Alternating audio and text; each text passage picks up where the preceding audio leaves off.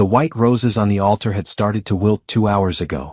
Gabrielle Washington stood perfectly still in her ivory wedding dress, her hands clutching the bouquet so tightly that her knuckles had gone pale.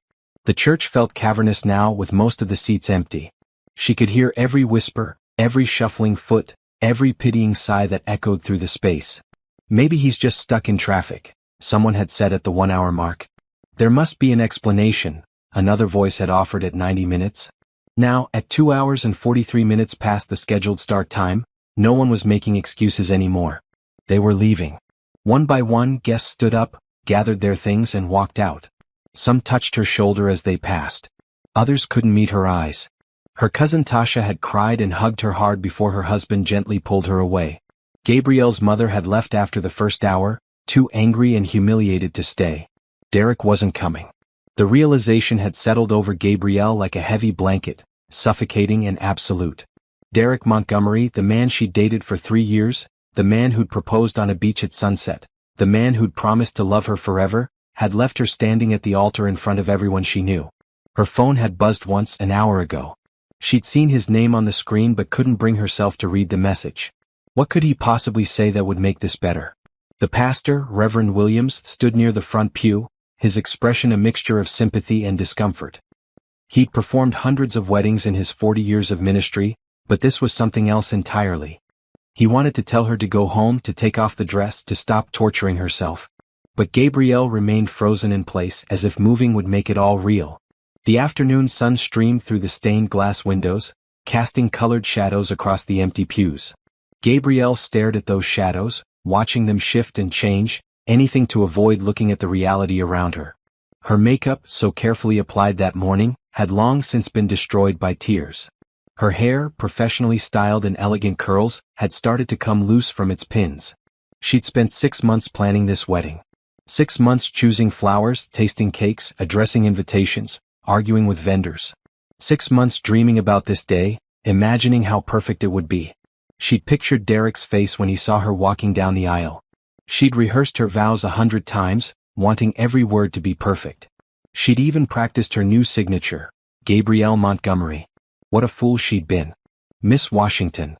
Reverend Williams approached slowly, like someone trying not to startle a wounded animal. "Perhaps it's time to go home. I can call someone to come get you." Gabrielle shook her head. She couldn't explain why she was still standing here, why she couldn't make her feet move toward the door. Maybe some part of her still hoped Derek would burst through those doors with a reasonable explanation. Maybe she was just too shocked to process what was happening. Or maybe she was punishing herself for being stupid enough to trust someone who could do this to her. "There are still a few people here," Reverend Williams said gently, gesturing toward the back of the church. Gabrielle turned slightly, following his gaze. In the very last row, almost hidden in the shadows, sat a man and a little girl. They hadn't moved during the entire ordeal. The man wore an expensive-looking dark blue suit, his posture straight and alert. The little girl, who couldn't have been more than 6 or 7, sat beside him in a green dress, her legs swinging slightly above the floor. Even from this distance, Gabrielle could see the child watching her with wide, curious eyes. Why were they still here? She didn't recognize them. They weren't on the guest list. The man seemed to sense her attention. He leaned down and whispered something to the little girl, who nodded solemnly. Then, to Gabrielle's surprise, he stood up and began walking down the aisle toward her. His footsteps echoed in the empty church, steady and purposeful. The little girl stayed in her seat, still watching with those enormous eyes. Gabrielle tensed, unsure what to expect. Was this Derek's lawyer coming to deliver some kind of formal breakup notice? A reporter who'd somehow heard about the failed wedding and wanted a statement? Her mind raced through increasingly unlikely scenarios as the man approached. He stopped a respectful distance away, his expression kind but serious. He had dark brown skin, neatly trimmed hair starting to gray at the temples, and eyes that looked like they'd seen their share of pain. There was something solid about him, something that suggested reliability and strength. "Miss Washington," he said, his voice low and even. "I know this is an incredibly difficult moment, and I apologize for intruding. My name is Nathan Pierce. I'm here because my daughter and I attended this church last month when we were new to the area, and Reverend Williams mentioned your wedding. We came today simply to witness what we thought would be a joyful occasion." Gabrielle stared at him, trying to process his words through the fog of her humiliation. They were strangers. They'd come to watch a wedding for people they didn't even know, and instead they'd witnessed her complete destruction. I should have left when it became clear what was happening, Nathan continued. But my daughter Lily, she insisted we stay. She said you looked like you needed someone to believe you deserved to be here. And she's right. You do deserve to be here. You deserve so much better than what happened today. The kindness in his voice cracked something inside Gabrielle. Fresh tears spilled down her cheeks and she couldn't stop them. This stranger had stayed. This little girl she'd never met had wanted to stay. While everyone who supposedly loved her had walked out, unable to bear witnessing her shame, these two people had remained. Thank you, she whispered, her voice hoarse from crying. You didn't have to stay. Yes, we did, Nathan said simply. He glanced back at his daughter, who was now standing in the pew, her small hands gripping the wooden back of the seat in front of her. Lily knows what it's like to feel abandoned. Her mother died 2 years ago, and sometimes she still feels like people leave when things get hard. She wanted you to know that someone stayed. The words hit Gabrielle like a physical blow. This child, who'd lost her mother, had stayed to support a complete stranger. The pure, simple kindness of it was almost too much to bear. Reverend Williams cleared his throat softly. Mr. Pierce has made a very generous donation to the church in your honor, Miss Washington. He wanted to ensure that this day, despite its pain, would still result in something good. Gabrielle looked at Nathan in shock. You didn't have to do that. I wanted to, Nathan replied. Pain is a terrible thing to waste. If we can transform it into something that helps others, then maybe it serves a purpose. He paused, seeming to consider his next words carefully. Miss Washington, I know this is perhaps the worst possible time to discuss this, but I find myself in need of help, and I believe you might be exactly the person I'm looking for. Gabrielle blinked, confused. What could this wealthy stranger possibly need from her? Nathan continued, his tone measured and sincere. I'm a single father trying to raise my daughter while managing a demanding career. I've been searching for someone to help care for Lily, someone who would treat her with genuine kindness and patience. I've interviewed dozens of candidates, but none of them felt right. Watching you today, seeing your grace under impossible circumstances, seeing how you've conducted yourself with dignity despite everything, I believe you might be the person we need. You want me to be a nanny? Gabrielle asked, her voice barely above a whisper. A caregiver, Nathan corrected gently. Someone who would live in our home, spend time with Lily, help her with schoolwork, take her to activities. I would pay you very well, far more than market rate. You would have your own private suite, full access to everything in the house, and the freedom to make decisions about Lily's daily care. I travel frequently for work, and I need someone I can trust completely with the most important person in my life. Gabrielle's mind reeled.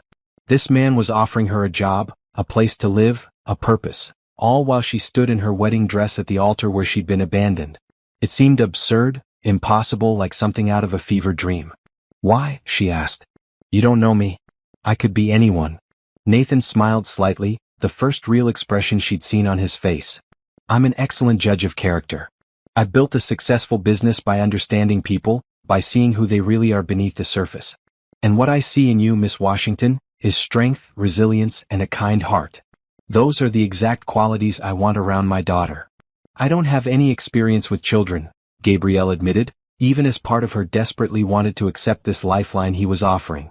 You don't need formal experience. You need compassion, patience, and the ability to show up every day with love. Based on what I've witnessed today, you have all of those qualities in abundance.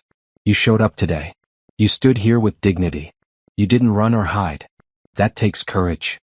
Gabrielle looked down at her bouquet, the flowers crushed and wilting in her grip. An hour ago, she'd had a plan for her life. She was going to marry Derek, move into the apartment they'd picked out together, start a family in a few years. That future had evaporated like morning mist, leaving her with nothing. What did she have to go back to? The apartment she'd shared with Derek was already packed up, ready for their move after the honeymoon. Her job at the call center barely paid enough to cover rent on her own. Her mother had been so excited about the wedding that facing her now felt impossible. Gabrielle had no plan, no direction, no idea what came next. And here was this stranger, this kind man with sad eyes and a daughter who'd stayed when everyone else left, offering her a new beginning. What would you do if you stood in Gabrielle's shoes, your dreams shattered, your future uncertain? Would you have the courage to accept kindness from a stranger? Subscribe and comment below with your thoughts because this story is just beginning, and what happens next will surprise you. I'll do it, Gabrielle said, the words coming out stronger than she felt. I'll take the job. Nathan's expression softened with something that looked like relief. You don't want time to think about it? To consider your options? What options? Gabrielle asked, a bitter laugh escaping her lips. I have no home, no plan, and apparently no judgment when it comes to people. But your daughter stayed. You stayed. That has to mean something. So yes, I accept. Thank you. No, Nathan said quietly. Thank you. Lily needs someone exactly like you, and I think you might need us too. Sometimes the universe has a strange way of bringing people together when they need each other most. He gestured toward where Lily still stood, watching them with those wide, serious eyes. Would you like to meet her properly? Gabrielle nodded, lifting the heavy skirt of her wedding dress as she walked down from the altar. Each step felt like leaving something behind, something painful but also something that had been weighing her down. By the time she reached the last pew, she felt lighter than she had in hours. Lily Pierce was even tinier up close, with honey-brown skin, thick dark hair pulled back in two puffs, and eyes that seemed far too knowing for such a young child. She wore a bright green dress with white flowers on it, and white shoes that looked brand new. Hello, Gabrielle said softly, kneeling down so she was at eye level with the little girl. Your father tells me your name is Lily. That's a beautiful name. You're very pretty, Lily said in a small, clear voice. Even though you're sad. The simple honesty of it made Gabrielle smile, the first genuine smile she'd managed all day. Thank you, sweetheart. You're very pretty too. Are you going to come live with us? Lily asked, tilting her head slightly. Daddy said he was going to ask you. Yes, Gabrielle replied. If that's okay with you. Lily considered this seriously, then nodded. It's okay. I think you need us. And maybe we need you too. Out of the mouths of children, Gabrielle thought.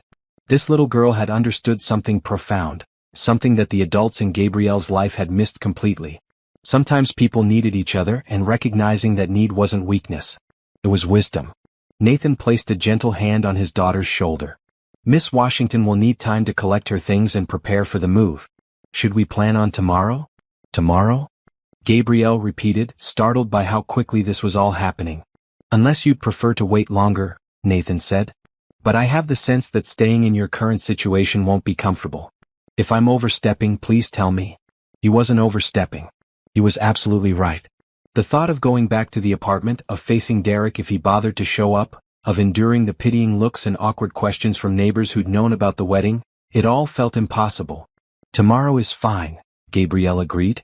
Tomorrow is perfect. Reverend Williams, who'd been standing quietly nearby, spoke up. I'll help you out of your dress, dear, and call your friend Tasha to bring you some regular clothes. Then Mr. Pierce can drive you home when you're ready. An hour later, Gabrielle sat in the back of Nathan's black luxury car, wearing the jeans and sweater Tasha had brought, her wedding dress carefully boxed and placed in the trunk. Lily sat beside her, holding a small stuffed rabbit and humming softly to herself. Nathan drove in silence, respecting Gabrielle's need to process everything that had happened. As they pulled up to the apartment building, Gabrielle saw Derek's car in the parking lot. Her stomach clenched, but before panic could set in, Nathan spoke. Would you like me to come up with you? Or wait here while you pack? Would you? Gabrielle asked, hating how small her voice sounded. I don't want to face him alone. Of course, Nathan said immediately. He turned to look at his daughter. Lily, you stay here and keep the doors locked. We'll be back in a few minutes. Okay, Daddy, Lily said, still humming and playing with her rabbit. Nathan walked beside Gabrielle into the building, his presence solid and reassuring. When they reached the apartment door, Gabrielle's hands shook as she turned the key. Derek was inside, she could hear the television. Taking a deep breath, she pushed the door open. Derek looked up from the couch, his face registering shock when he saw her. He was still wearing his tuxedo pants and an undershirt, his jacket and tie discarded on the floor. He looked tired and guilty but not sorry enough. Gabby, he started, standing up. I can explain. No, Gabrielle cut him off, her voice steady. You can't. There is no explanation that makes this okay. You left me standing at the altar for almost 3 hours, Derek. 3 hours in front of everyone we know. I panicked, Derek said weakly. I wasn't ready and I didn't know how to tell you. So you decided to tell me by not showing up? Gabrielle felt anger rising in her chest, hot and clarifying. You couldn't have called me last week? Last month? Any time before I was standing in a church in a wedding dress? Derek's eyes slid to Nathan, who stood quietly near the door, his expression neutral but his posture protective. Who's this? This is Nathan Pierce, Gabrielle said. I'm going to work for him as a caregiver for his daughter. I'm packing my things and leaving tonight. Tonight? Derek looked panicked now. Gabby, wait. Can't we talk about this? Figure things out. No, Gabrielle said firmly. You made your choice today. Now I'm making mine. I'm leaving Derek. And I'm moving forward with my life. She walked past him into the bedroom, where her suitcases sat ready for a honeymoon that would never happen. It took only minutes to grab her essential items, her clothes, her laptop, her important documents. Everything else could wait or could stay. She didn't care anymore. Nathan helped carry her bags down to the car, never saying a word about Derek's pathetic attempts to apologize or convince her to stay. When they were back in the car, Lily reached over and patted Gabrielle's hand with her small one. It's okay, the little girl said softly. Tomorrow will be better. Gabrielle squeezed her hand gently, surprised to find that she actually believed it. Today had been the worst day of her life, but somehow, sitting in this car with these two people she barely knew, she felt the first tiny spark of hope. Maybe tomorrow would be better. Maybe this was the beginning of something good, something she never could have imagined. Maybe being rejected at the altar wasn't an ending at all. Maybe it was the start of the life she was actually meant to live. The Pierce estate sat behind tall iron gates in the most exclusive neighborhood Gabrielle had ever seen. As Nathan's car wound up the long driveway, she pressed her face closer to the window, taking in the manicured lawns, the flowering gardens, the fountain in the circular drive. The house itself was massive, a modern structure of glass and stone that looked like something from an architecture magazine. This is where you live? The question slipped out before Gabrielle could stop it. Nathan glanced at her in the rearview mirror, a slight smile playing at his lips. It's home. Too big for just the two of us, honestly, but my late wife fell in love with it. I couldn't bring myself to sell after she passed. Lily pressed her nose against the window beside Gabrielle. We have a pool and a garden and a library with 1,000 books. Maybe more. Daddy and I never finished counting. The car stopped in front of the main entrance, where warm light spilled from the windows onto the stone steps. Nathan got out first, then opened the door for Gabrielle and Lily. A woman in her 50s appeared in the doorway, her silver hair pulled back in a neat bun, wearing black pants and a crisp white shirt. Mr. Pierce, she said, her voice carrying a slight accent Gabrielle couldn't place. I wasn't expecting you back so soon. Plans changed, Helen, Nathan replied, reaching into the car for Gabrielle's bags. This is Gabrielle Washington. She'll be joining us as Lily's new caregiver, starting immediately. Could you please prepare the blue suite for her? Helen's eyebrows rose slightly, but her professional composure never cracked. Of course, sir. Welcome, Miss Washington. She looked at Lily with obvious affection.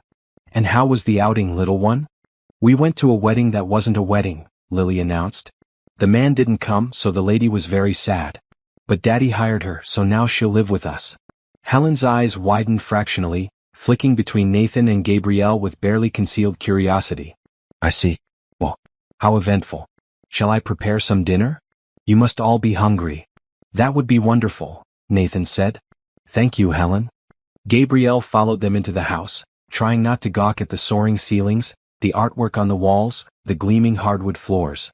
Everything was elegant and expensive, but somehow it didn't feel cold. There were signs of life everywhere.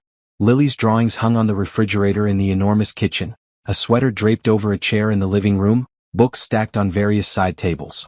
People actually lived here. This wasn't just a showpiece. Helen led them up a wide staircase to the second floor, down a hallway lined with family photographs.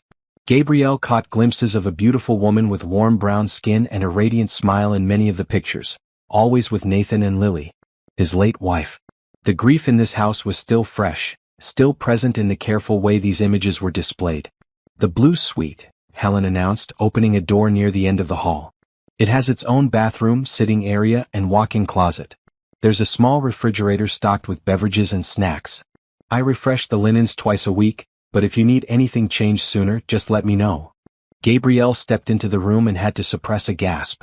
It was easily twice the size of the bedroom she'd shared with Derek, decorated in soft blues and creams, with a 4-poster bed, a comfortable-looking couch by the window, and a desk against one wall. The bathroom visible through an open door featured a soaking tub and a glass-enclosed shower. This is too much, Gabrielle whispered. I'm just a caregiver. I don't need all this. You're not just anything, Nathan said firmly, setting her bags down near the closet. You're someone we're trusting with our daughter. That makes you important to this family. Besides, you'll be living here full-time. You deserve a comfortable space of your own. Lily had followed them in and now stood in the middle of the room, looking around with approval. I like this room. It's happy. My room is down the hall, the one with the purple door. Will you come say goodnight to me later? Of course I will, Gabrielle promised, touched by the request. Good. Lily seemed satisfied with this arrangement. I'm going to tell Bunny about you. That's my rabbit.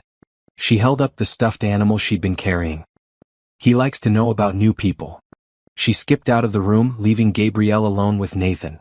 An awkward silence fell, the reality of the situation finally catching up with them. This morning they'd been complete strangers.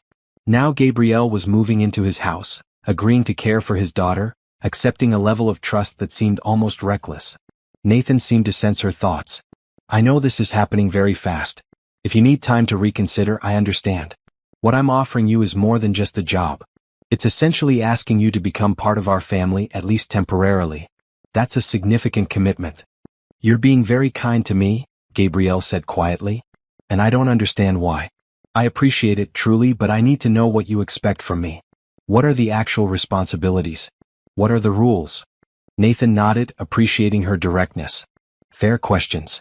Let's sit down and I'll explain everything. They moved to the small sitting area by the window. Outside, the sun was setting, painting the sky in shades of orange and pink. Nathan sat across from her, his posture relaxed but his expression serious. My primary concern is Lily's well-being, he began. She's been struggling since her mother died. She's quiet, withdrawn, doesn't make friends easily at school. She needs someone who can give her consistent attention and affection, someone who'll be there when she gets home, help with homework, listen to her problems, make her feel safe and loved. What about school? Gabrielle asked. Does she take a bus or? I have a driver who usually takes her and picks her up, but I'd like you to be the one waiting when she gets home. She takes piano lessons on Tuesdays, swimming on Thursdays. She's supposed to have playdate opportunities with classmates, but she usually refuses. Maybe with your encouragement she'll be more open to socializing. Gabrielle made mental notes of all this information. And what about when you're traveling? You mentioned you're often away for work. I try to limit trips to 3 or 4 days at a time, never more than twice a month. When I'm gone, you'll have full authority to make decisions about Lily's care. Helen manages the house, but she's not a caregiver. She's wonderful, been with us for 10 years, but her focus is on running the household efficiently. You'll be focused entirely on Lily. And you trust me with that? Gabrielle shook her head slightly. We met 4 hours ago. I'm an excellent judge of character, Nathan repeated what he'd said at the church. And my instincts are rarely wrong. You showed incredible strength today, Gabrielle. You stayed composed under circumstances that would have broken many people. That tells me you have resilience and dignity. Those are exactly the qualities I want around my daughter. What if I make mistakes? Gabrielle asked. What if I do something wrong? Then we'll figure it out together, Nathan said simply. I'm not looking for perfection. I'm looking for someone who genuinely cares. I've interviewed dozens of professional nannies with impressive credentials, but none of them felt right. They were efficient and knowledgeable, but there was no warmth, no real connection. Lily needs connection more than she needs someone who knows the latest child development theories. A soft knock interrupted them. Helen appeared in the doorway. Dinner is ready whenever you'd like to come down. I've prepared Lily's favorite, chicken and rice, along with a salad and fresh bread. Thank you, Helen, Nathan said, standing. We'll be right there. After Helen left, Nathan turned back to Gabrielle. One more thing before we go downstairs. I want you to know that you can leave at any time. If this doesn't work out, if you're unhappy, if you decide this isn't what you want, just tell me. I'll help you find another position, give you references, make sure you land on your feet. You're not trapped here. The generosity of the offer nearly brought fresh tears to Gabrielle's eyes. After spending the day feeling utterly powerless, having someone offer her complete autonomy felt like being handed back her dignity. I appreciate that, she managed to say. More than you know. Good. Now let's eat. Helen's cooking is extraordinary, and I have a feeling you haven't eaten all day. He was right. Gabrielle had been too nervous to eat breakfast, and lunch had been scheduled for after the ceremony that never happened. Her stomach growled at the mention of food, and Nathan smiled. Come on. Lily will be waiting. The dining room was less formal than Gabrielle expected, with a round table instead of the long rectangular one she'd imagined wealthy people used. Lily was already seated, her booster cushion giving her enough height to reach the table comfortably. She changed into purple pajamas with white stars on them, and her hair had been released from its puffs, falling in soft curls around her face. "You took forever," Lily announced. "I'm very hungry." "My apologies," Nathan said with mock solemnity, taking his seat. "We were discussing important matters." "Were you talking about me?" Lily asked, interested. "Some of it," Gabrielle admitted, sitting down across from the little girl. "Your father was telling me about your schedule, your activities, things like that." "I take piano," Lily said proudly. "And swimming. I'm not very good at swimming yet, but my teacher says I'm improving. Do you know how to swim?" "I do," Gabrielle said. "Maybe I can come watch you practice sometime." "Really?" Lily's face lit up. "Daddy's usually too busy to come to my lessons. It would be nice to have someone watching." Nathan's expression tightened slightly at this, a flash of guilt crossing his face. "I come when I can, sweetheart." "I know, Daddy," Lily said quickly, clearly not wanting to upset him. "You're very busy with work." Helen brought out the food, and for a few minutes, everyone focused on eating. The chicken was perfectly seasoned, the rice fluffy and fragrant. Gabrielle ate slowly, savoring every bite, feeling some of her strength returning with the food. "Miss Washington," Lily said suddenly, setting down her fork, "are you very sad about the man who didn't come today?" "Lily," Nathan said quietly, "that might not be something Miss Washington wants to discuss." "It's okay," Gabrielle said, appreciating the little girl's honesty. "Yes, sweetheart, I'm sad. I thought I was going to marry that man, and it hurts that he changed his mind." "My mommy didn't change her mind," Lily said solemnly. "She just died. Daddy says she would have stayed if she could, but sometimes things happen that we can't control." "Your daddy is right," Gabrielle said gently. "And I'm very sorry about your mommy. That must make you sad too." Lily nodded, her eyes suddenly looking older than her 6 years. "Yes. But Daddy says sad feelings don't last forever. They get smaller over time. Do you think your sad feelings will get smaller?" "I hope so," Gabrielle replied honestly. "I think being here with you might help them get smaller faster." This seemed to please Lily. She went back to eating, apparently satisfied with the conversation. Nathan caught Gabrielle's eye across the table and mouthed, "Thank you." She nodded slightly, understanding that navigating discussions about grief with a 6-year-old wasn't easy, especially when he was dealing with his own loss. After dinner, Nathan excused himself to make some phone calls for work, leaving Gabrielle and Lily alone in the living room. The little girl immediately took Gabrielle's hand and led her upstairs. "You promised to say goodnight," Lily reminded her. "Come see my room."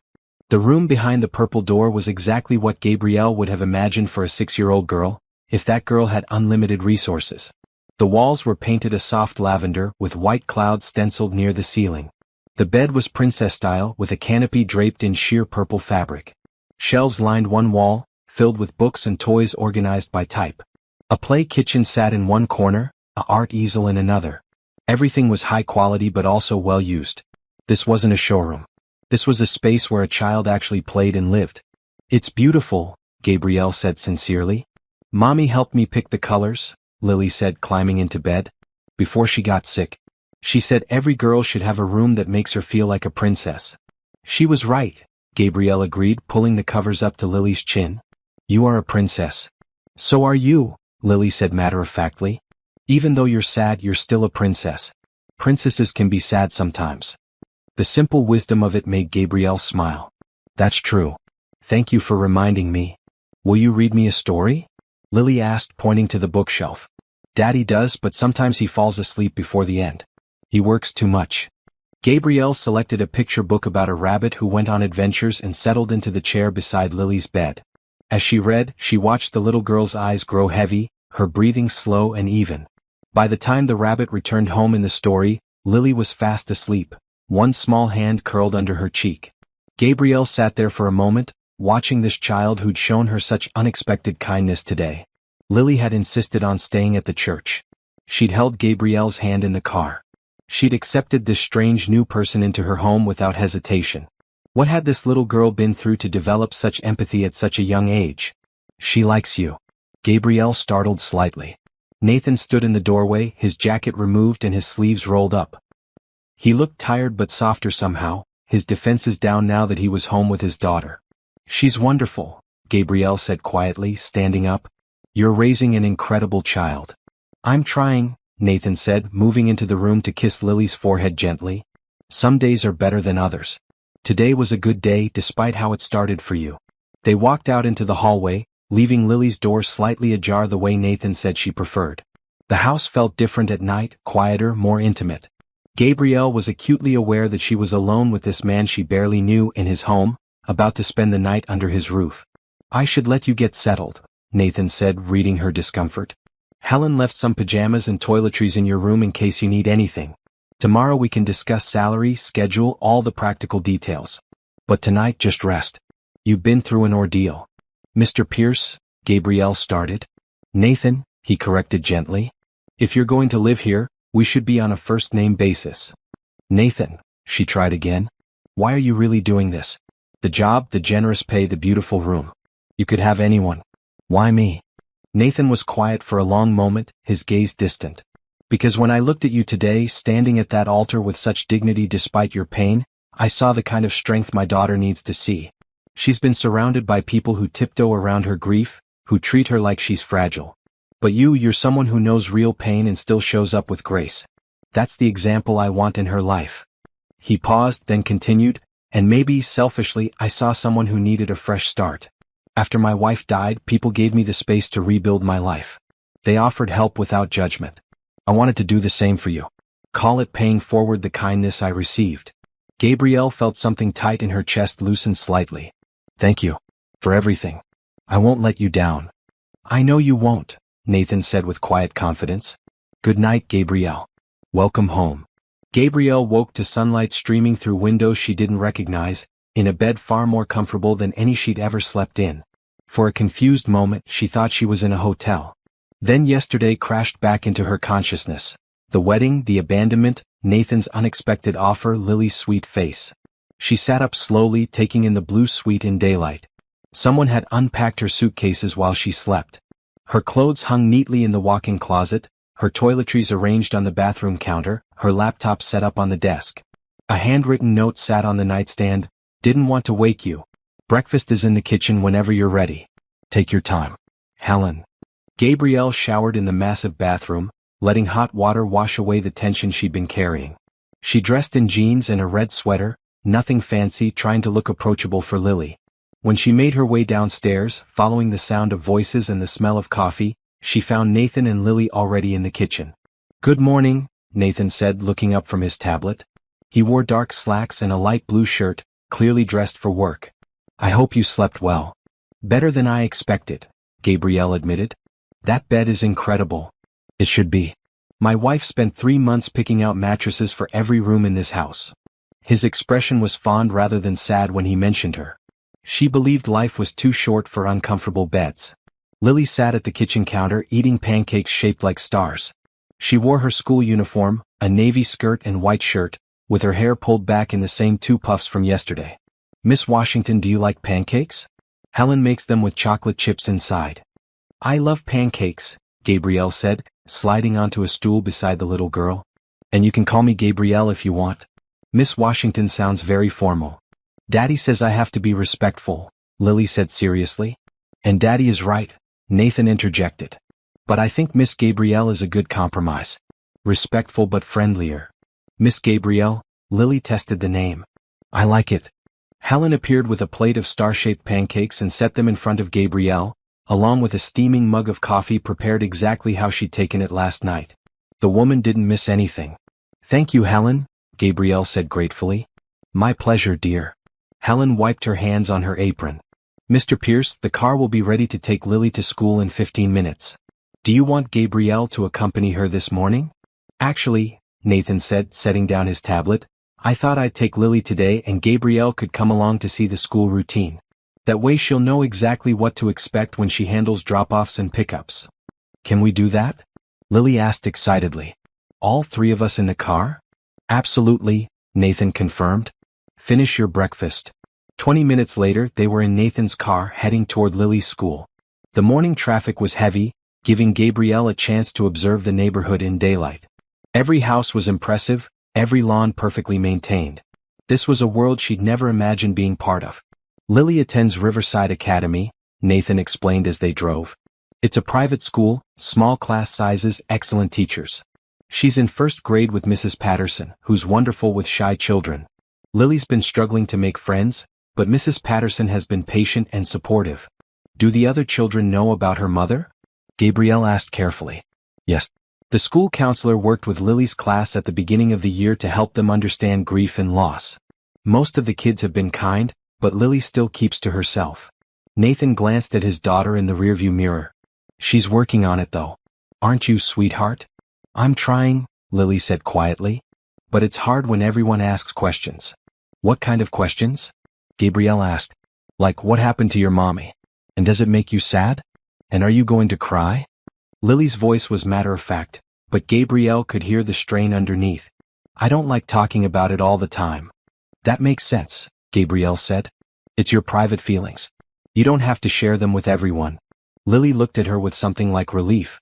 That's what I think too. Riverside Academy was housed in a converted mansion, all brick and ivy, with a playground visible behind the main building. Children in matching uniforms streamed toward the entrance, backpacks bouncing, voices excited. Nathan pulled into the drop-off line. Usually Marcus drives her, Nathan explained. He's my regular driver. He'll wait in the lot and then pick her up at 3:30. But like I said, I'd prefer if you're the one here when she comes out. Kids need familiar faces, not just employees doing a job. I understand, Gabrielle said. When it was their turn, Nathan got out and opened Lily's door, helping her with her backpack. Gabrielle watched through the window as he knelt down to Lily's level, adjusting the collar of her shirt and saying something that made her giggle. The obvious love between them was touching and a little painful to witness. Derek had never wanted children, had always deflected when Gabrielle brought up the topic. Watching Nathan with Lily made her wonder what she'd been settling for. Lily suddenly ran back to the car and tapped on Gabrielle's window. When Gabrielle rolled it down, the little girl leaned in. Will you be here when I get home? She asked. Yes, Gabrielle promised. I'll be right here waiting for you. Good. Lily smiled, then ran back to join the stream of children heading inside. Nathan returned to the car and they drove in silence for a few minutes. Gabrielle could sense he wanted to say something but was choosing his words carefully. She's already attached to you, he finally said. I hope that doesn't make you uncomfortable. It doesn't, Gabrielle replied honestly. It's sweet. She's a special child. She is. Nathan's hands tightened slightly on the steering wheel. But that also means I need to be careful. She's already lost one important woman in her life. I can't let her bond with someone who might not stay. The implication hung in the air. Gabrielle understood what he was really asking. Was she committed to this, or was it just a desperate escape from yesterday's disaster? I'm not going anywhere, Gabrielle said firmly. I made a promise to you and to Lily. I keep my promises, unlike some people. Nathan's expression softened. I believe you. And I'm sorry if I seem doubtful. I'm just protective of her. Sometimes overly so. That's what good fathers do, Gabrielle said. Protect their children. They returned to the house, where Nathan showed Gabrielle around properly. The main floor included the kitchen, dining room, living room, a library with floor-to-ceiling bookshelves, Nathan's home office, and a media room. The second floor had the bedrooms and a playroom for Lily. The third floor was mostly storage and a guest suite. Outside, the grounds included the pool, a garden, a small greenhouse, and what Nathan called the art studio, a converted pool house where his late wife had painted. Regina was an artist, Nathan explained as they stood outside the studio. She sold a few pieces, but mostly she painted for joy. After she died, I locked the studio. I couldn't bring myself to go in, couldn't deal with all her unfinished work. It's still exactly as she left it. That must be hard, Gabrielle said softly. It is. But recently I've been thinking maybe it's time to open it again. Lily's showing an interest in art, just like her mother. Maybe we could clean it up, turn it into a space where Lily could create. Regina would have liked that. I'd be happy to help, Gabrielle offered. If you decide to do it. They walked back toward the main house. Nathan checked his watch and grimaced. I have a meeting in 40 minutes. I need to leave soon. Will you be okay here on your own? Helen can answer any questions you have. I'll be fine, Gabrielle assured him. I can explore, get familiar with everything. Maybe plan some activities for when Lily gets home. Perfect. Nathan paused at the door. Oh, and we need to discuss your compensation. I'm thinking $8,000 a month, plus room and board, health insurance, and use of one of the cars if you need to take Lily anywhere. Gabrielle's jaw dropped. $8,000 a month was more than 3 times what she'd been making at the call center. That's too much. It's fair for the responsibility I'm giving you, Nathan countered. You're not just babysitting. You're essentially co-parenting with me. That deserves proper compensation. I don't know what to say. Say yes, Nathan suggested with a slight smile. My accountant will set everything up. You'll have direct deposit by the end of the week. After Nathan left for work, Gabrielle wandered through the house, trying to absorb the reality of her new life. Helen found her in the library, running her fingers along the spines of books. Overwhelming, isn't it? The older woman said kindly. Very, Gabrielle admitted. Yesterday morning I was supposed to get married. Now I'm living in a mansion, caring for a little girl I just met. It doesn't feel real. Helen settled into one of the leather chairs. If you don't mind me saying, Mr. Pierce doesn't usually make impulsive decisions. The fact that he hired you on the spot tells me he saw something special.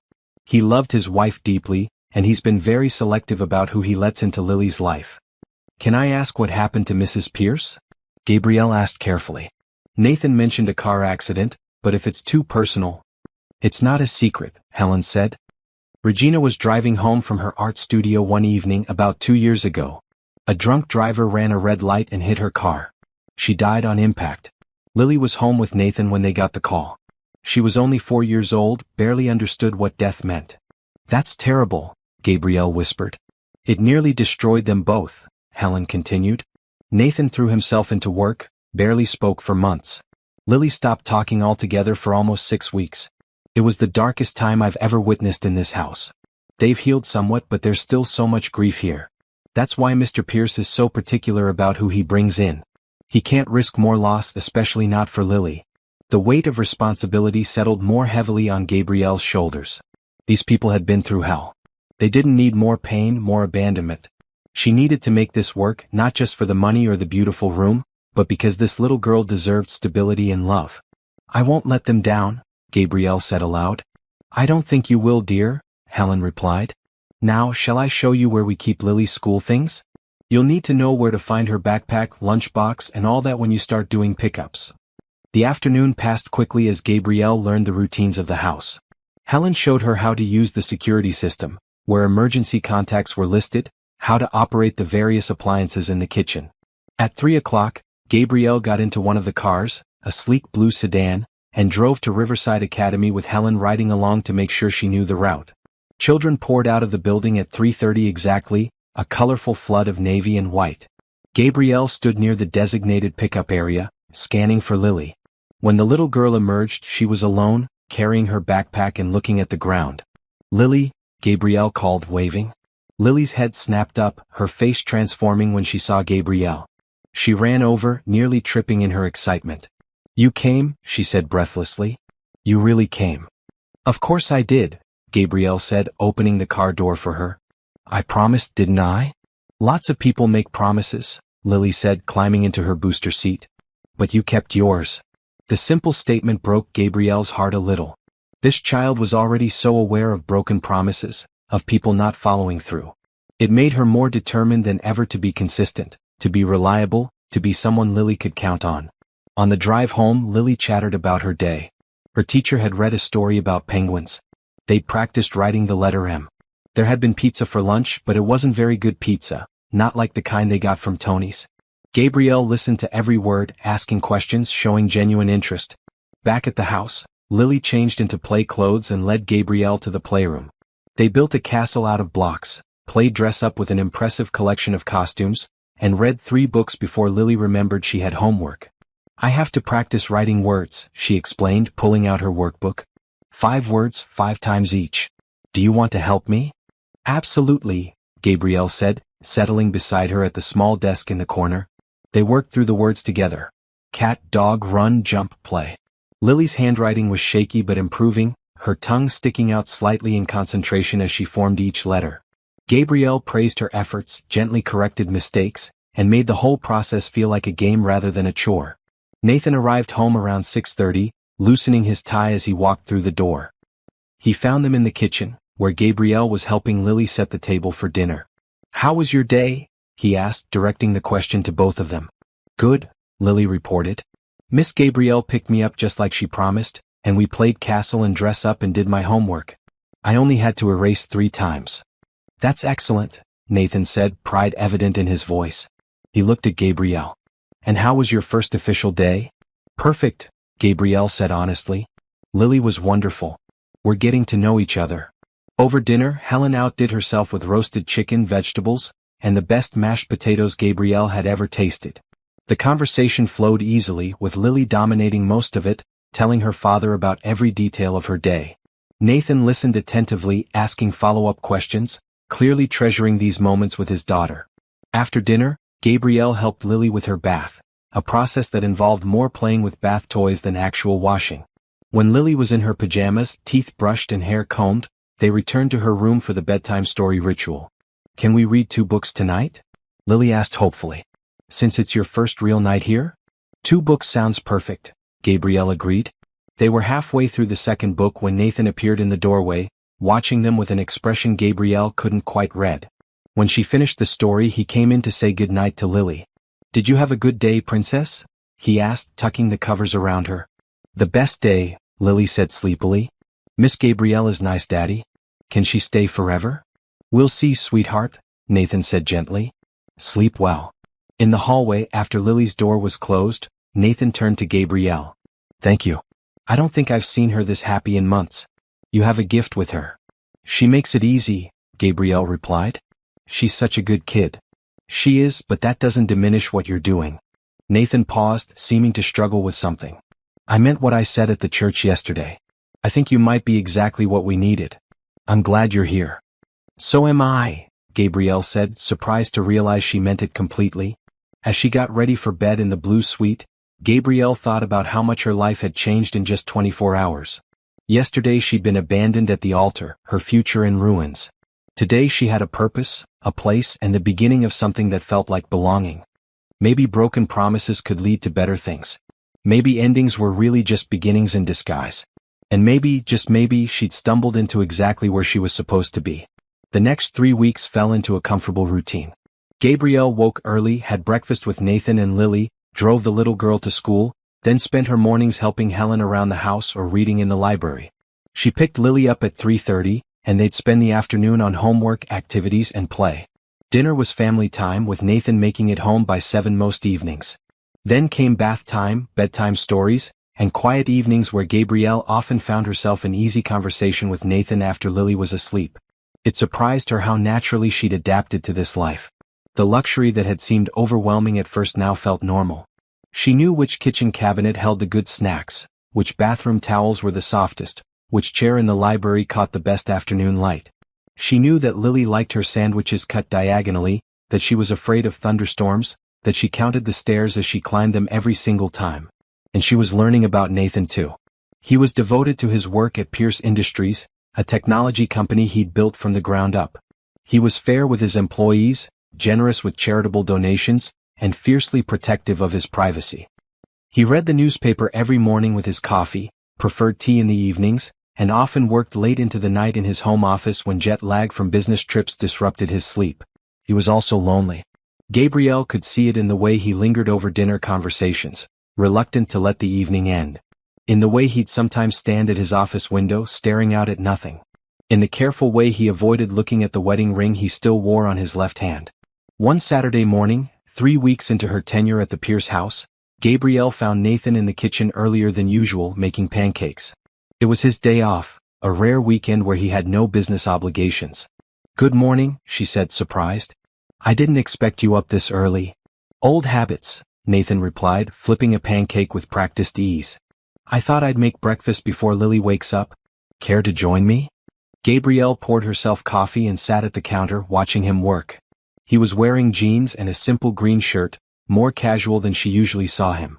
Without the suit and tie he looked younger, less burdened. I wanted to thank you, Nathan said, not looking at her as he spoke. These past few weeks, Lily's been different. Happier. She laughs more, talks more. Her teacher called yesterday to say she's finally starting to interact with the other children at recess. That's because of you. It's because she's ready, Gabrielle said. I'm just here to support her. Don't minimize what you're doing, Nathan said firmly, finally meeting her eyes. You're giving her something she hasn't had since Regina died. Consistent maternal presence. Someone who's there every day, who listens to her, who makes her feel important. That matters more than you know. The word maternal struck Gabrielle unexpectedly. Was that what she was becoming to Lily? Not just a caregiver, but something more significant? I care about her, Gabrielle said simply. She's easy to care about. And she cares about you too, Nathan replied. Last night she told me she's been praying you'll never leave. Which brings me to something I wanted to discuss with you. He set down his spatula and turned to face her fully. I originally thought of this as a temporary arrangement. You needed a place to recover from what happened. I needed immediate help with Lily. But it's become clear that this is working better than I could have hoped. I'd like to make this permanent. Not just a job, but a real long-term commitment to our family. Gabrielle's heart beat faster. Permanent how? I'd like to draw up a proper employment contract, increase your salary to $10,000 a month, include full benefits, vacation time, everything. But more than that, I want you to think of yourself as part of this family, not just an employee. Lily needs that stability, and honestly, I think you might need it too. That's very generous, Gabrielle managed to say.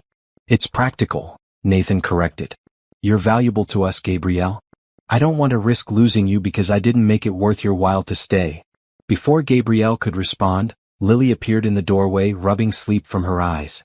She wore her favorite purple pajamas, and her hair stood up in every direction. Pancakes, she asked hopefully. Star-shaped pancakes for my favorite girl, Nathan confirmed, scooping her up for a hug. And Miss Gabrielle is joining us. Good, Lily said, settling into her seat. Can we do something fun today? All three of us together? Nathan and Gabrielle exchanged glances. They hadn't spent much time as a trio outside of meals and bedtime routines. Most of Nathan's free time with Lily was on weekends, when Gabrielle deliberately gave them space. What did you have in mind? Nathan asked. The zoo, Lily said immediately. We haven't been to the zoo in forever. Mommy used to take me, but we stopped going after she died. The request hung in the air. Nathan's expression tightened, and Gabrielle could see him struggling with the memory. But before he could deflect or make excuses, Gabrielle spoke up. I think the zoo sounds perfect. We could pack a picnic lunch, make a whole day of it. Really? Lily looked between them hopefully. Really? Nathan agreed, making the decision. Let's do it. It's been long enough. Your mother would want you to still enjoy the places you visited together. 2 hours later, they arrived at the city zoo. Lily's excitement was contagious as she pulled them from exhibit to exhibit, reading the plaques aloud, asking questions about every animal. Nathan bought her a stuffed giraffe from the gift shop, and Gabrielle took dozens of photos on her phone. They ate lunch at a picnic area overlooking the elephant habitat. Lily sat between them, chattering non-stop about which animals were her favorites and why. When she finished eating, she ran off to play on the nearby playground, burning off energy. Thank you for pushing me to do this, Nathan said quietly, watching his daughter climb the jungle gym. I've been avoiding places with too many memories. But you're right. Regina would be angry with me for letting grief steal Lily's joy. Grief is hard, Gabrielle said. There's no right way to handle it. How are you handling yours? Nathan asked, turning to look at her. We've been so focused on Lily, I haven't asked about you. Do you ever think about Derek? Regret what happened? Gabrielle considered the question honestly. I think about it, but mostly I feel relieved. He showed me who he really was before I made a permanent mistake. If he'd had second thoughts a year into marriage, it would have been so much worse. That's a remarkably mature perspective, Nathan observed. I'm trying to learn from it, Gabrielle said. I think I ignored a lot of red flags because I was so focused on the idea of getting married, of having that traditional life. I didn't pay enough attention to whether Derek was actually the right person for me. What would you look for now? Nathan asked. If you were to consider dating again, I mean. The question felt oddly personal, but Gabrielle answered anyway. Kindness. Reliability. Someone who shows up when they say they will. Someone who treats me like I matter, not like I'm convenient. Those seem like reasonable requirements, Nathan said, a slight smile playing at his lips. You'd think so, Gabrielle replied. But apparently they're harder to find than I thought. Lily ran back over, interrupting the moment. Can we see the penguins? Please? They spent another 2 hours at the zoo before heading home, all of them tired but happy. Lily fell asleep in the car, her new stuffed giraffe clutched in her arms. Nathan carried her inside while Gabrielle gathered their things from the trunk. In the foyer, Nathan paused. Today was good. We should do more of this. Family outings, I mean. If you're comfortable with that. I'm comfortable, Gabrielle assured him. That night, after Lily was asleep, Gabrielle found Nathan in the library, a glass of wine in his hand, staring at a photograph on the shelf. It showed him, Regina and baby Lily, all smiling at the camera. Regina was stunning, with glowing skin and a bright smile that lit up the whole picture. She was beautiful, Gabrielle said softly from the doorway. She was, Nathan agreed, not looking away from the photo. She was also funny, talented, stubborn as hell when she believed in something. She made me a better person. She gave you Lily, Gabrielle said. That's quite a legacy. It is. Nathan finally set down the photo. Can I ask you something personal? Of course. Do you believe people get second chances at happiness? After loss, I mean. Gabrielle thought about her own losses, her failed relationship, her abandoned dreams. I think we have to believe that. Otherwise, what's the point of continuing? That's what I've been telling myself, Nathan said. But sometimes I feel guilty for even considering it. Like moving forward means forgetting Regina. Moving forward doesn't mean forgetting, Gabrielle said gently. It means honoring her memory by living the full life she'd want for you and Lily. She wouldn't want you stuck in grief forever. Nathan looked at her for a long moment, something shifting in his expression. How did you get so wise? Pain is a good teacher, Gabrielle replied with a slight smile. I suppose it is. Nathan set down his wine glass. I should let you get some rest. But thank you, Gabrielle. For today, for the past few weeks, for everything. You've brought light back into this house.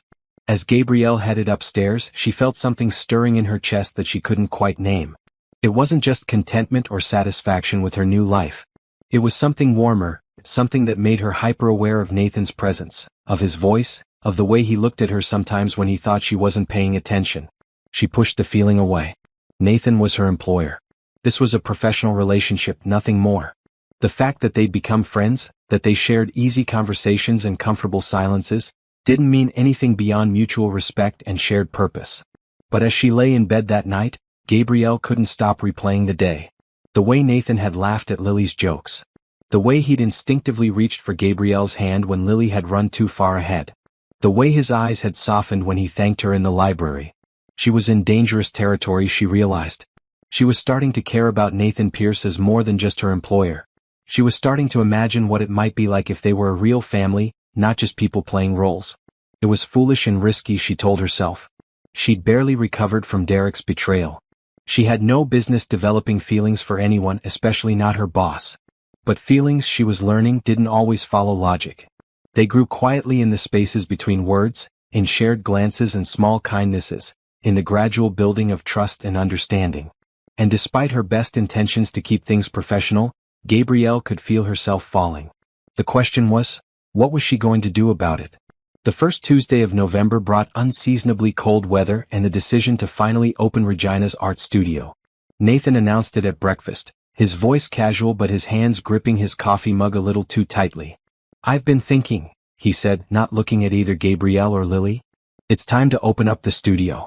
Lily's been asking to paint more, and it seems wrong to keep all of Regina's art supplies locked away and used. Lily's eyes went wide. Really, Daddy? We can go in Mommy's studio? Really, Nathan confirmed. But we're going to do it together. As a family. The word family hung in the air. Nathan's eyes met Gabrielle's briefly, and she saw vulnerability there, a silent request for support. That sounds like a good plan, Gabrielle said warmly. Your mother would be happy to know her art supplies are being used, especially by you, Lily. After dropping Lily at school, Nathan and Gabrielle walked across the property to the converted pool house. Nathan pulled out a key ring, his hand shaking slightly as he sorted through the keys. Gabrielle placed her hand gently on his arm. We can wait if you're not ready, she said. I'm ready, Nathan replied. I need to be ready. It's been 2 years. I can't keep avoiding this.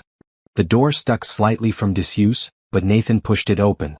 Inside, the studio was exactly as Regina had left it. Canvases in various stages of completion lined the walls. Paint brushes sat in jars of cloudy water. A palette with dried paint sat on the main work table. The air smelled stale but also faintly of oils and turpentine. Nathan stood in the doorway, frozen. Gabrielle watched emotions play across his face. Grief, guilt, love, pain. She waited silently, letting him process at his own pace. She was working on that one, Nathan finally said, pointing to a large canvas showing a little girl playing in a garden. It was supposed to be Lily. She never finished it. It's beautiful even unfinished, Gabrielle said softly. Nathan walked further into the room, touching things carefully. A paint-stained apron hanging on a hook, a sketchbook filled with drawings, photographs pinned to a bulletin board. She spent hours out here. Sometimes I'd have to come drag her back to the house for dinner. She'd lose track of time when she was creating. She must have been very talented.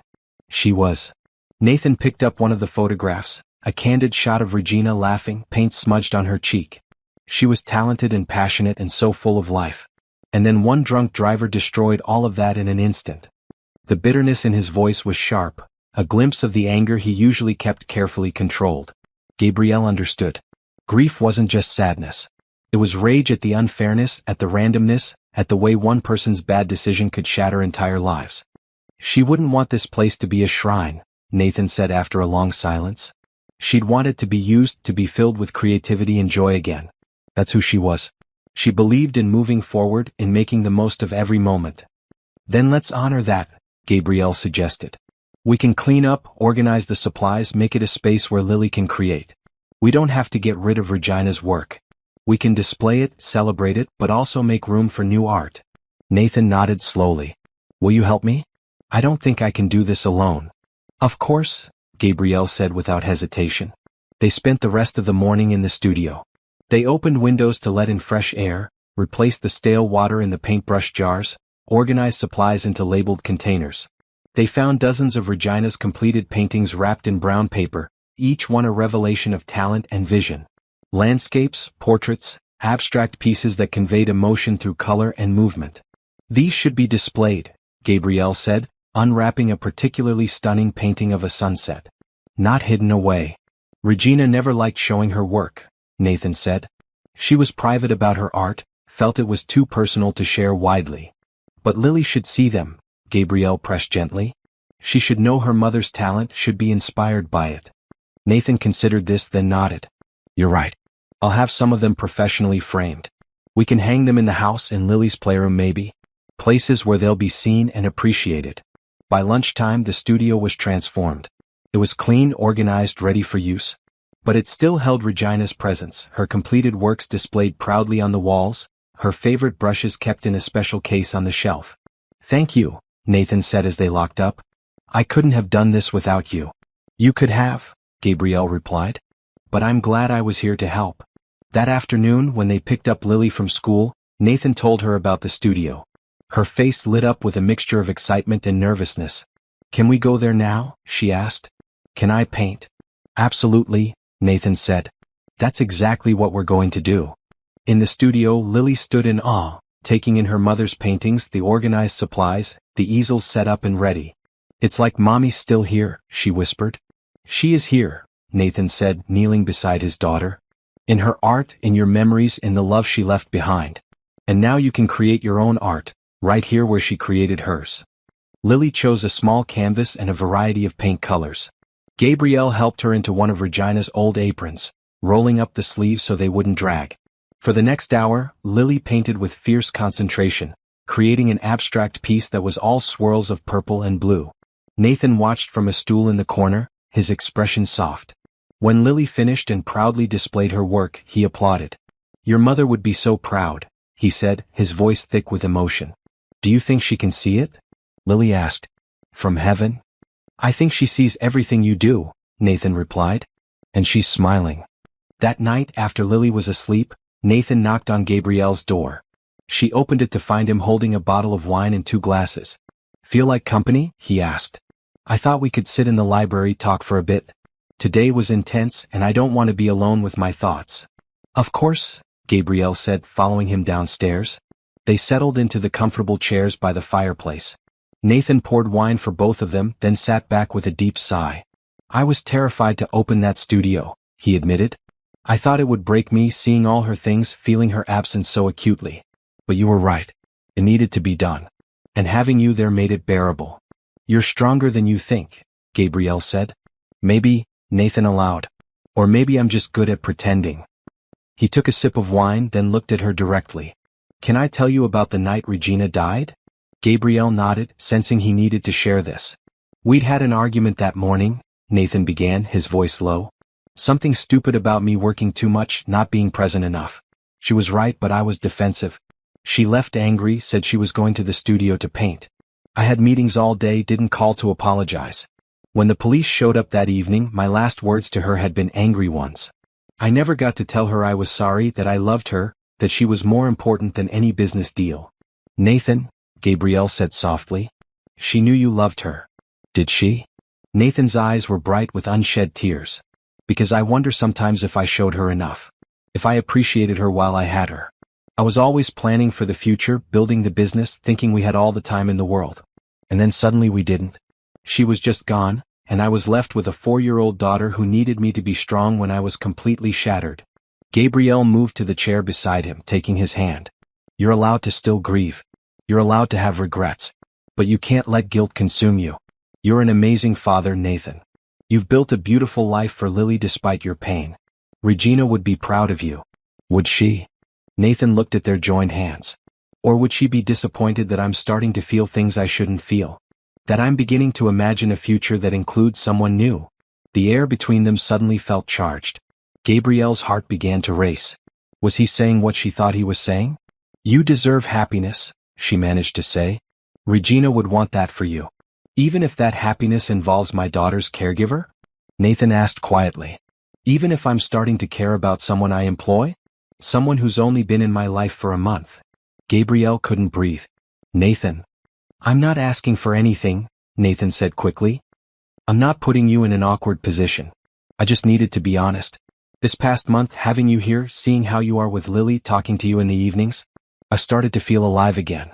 And that terrifies me because I don't know if it's real or if I'm just lonely and grateful and confusing those feelings with something more. I think, Gabrielle said carefully, that we're both in complicated emotional places. I'm recovering from rejection and betrayal. You're grieving your wife. Neither of us is in a position to make clear-headed decisions about feelings. You're right, Nathan agreed. You're absolutely right. I'm sorry. I shouldn't have said anything. Don't apologize, Gabrielle said. I'm glad you told me, because I need you to know that I feel it too.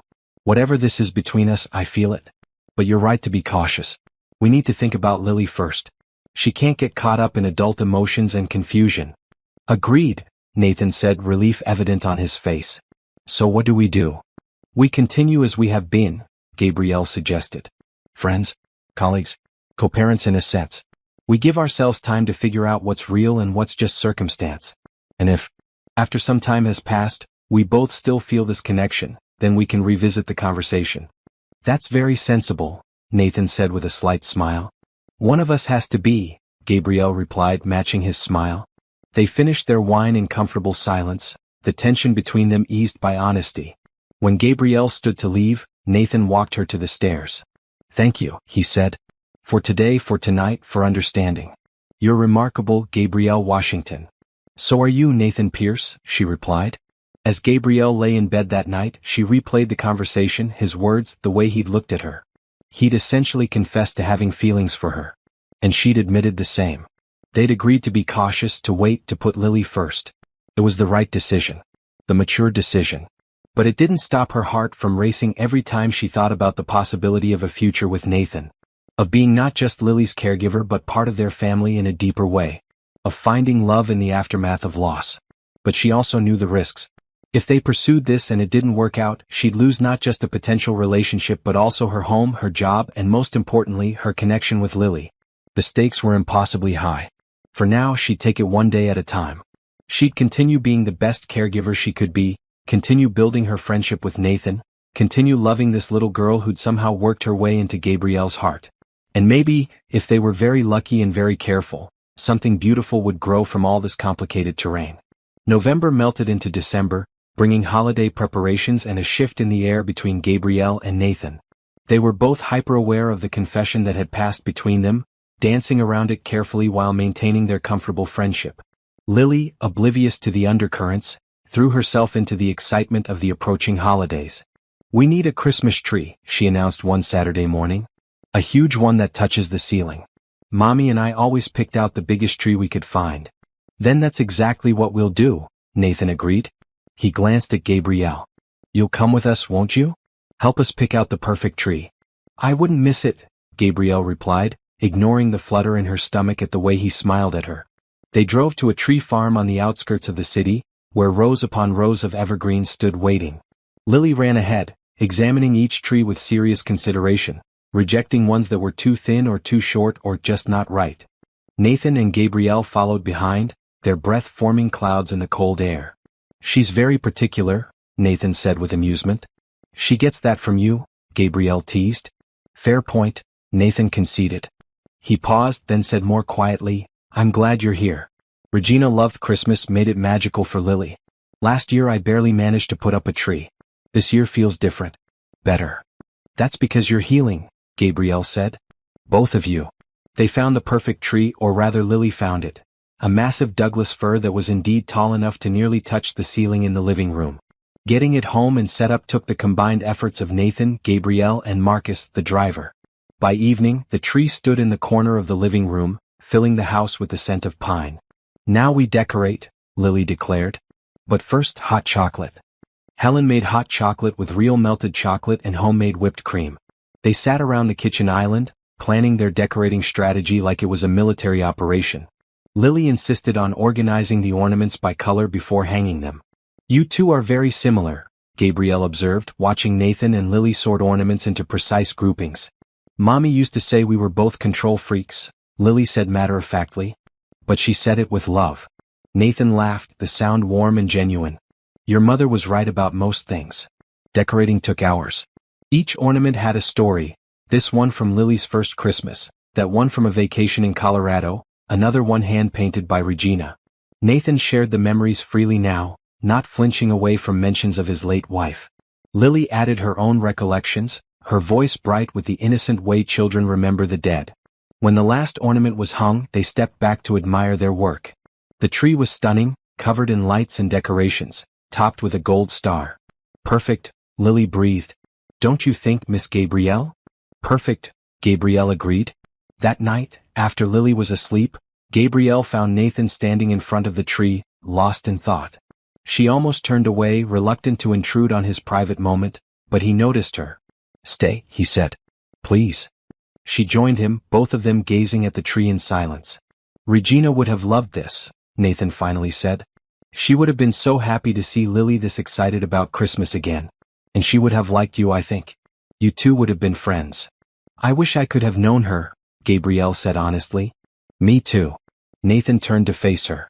These past 2 months, you've given us something I didn't think we'd have again. Joy. Normalcy. The feeling of being a family instead of just two people living in the same house. You were always a family, Gabrielle corrected gently. An incomplete one, Nathan said. And I know we agreed to take things slowly, to not rush into anything. But I need you to know that my feelings haven't changed. If anything, they've grown stronger. Every day I watch you with Lily, every conversation we have, every small moment we share, I become more certain that you're someone special. Gabrielle's heart pounded. Nathan. You don't have to respond, Nathan continued. I just wanted you to know where I stand. When you're ready, if you're ever ready, I'll be here. Before Gabrielle could figure out what to say, Lily's voice called out from upstairs. Daddy? Miss Gabrielle? They hurried upstairs to find Lily sitting up in bed, looking distressed. I had a bad dream, she said. About Mommy. Nathan scooped her up immediately, holding her close. It's okay, sweetheart. Just a dream. I dreamed she was far away and I couldn't reach her, Lily said, her voice muffled against Nathan's shoulder. She kept calling me but I couldn't find her. She's not far away, Gabrielle said softly, sitting on the edge of the bed. She's in your heart always. And she wants you to be happy, not scared. Are you sure? Lily asked, turning to look at Gabrielle. I'm positive, Gabrielle assured her. Mothers never really leave their children. They stay with you in all the good memories, all the love you felt. Lily seemed comforted by this. Will you both stay until I fall asleep again? Of course, Nathan said, settling into the chair beside her bed while still holding her. Gabrielle perched on the other side, and together they kept vigil until Lily's breathing evened out and she slipped back into sleep. Nathan carefully laid her down and tucked her in. In the hallway he turned to Gabrielle. Thank you. You always know exactly what to say to her. I just try to be honest, Gabrielle replied. Children need honesty more than they need perfect answers.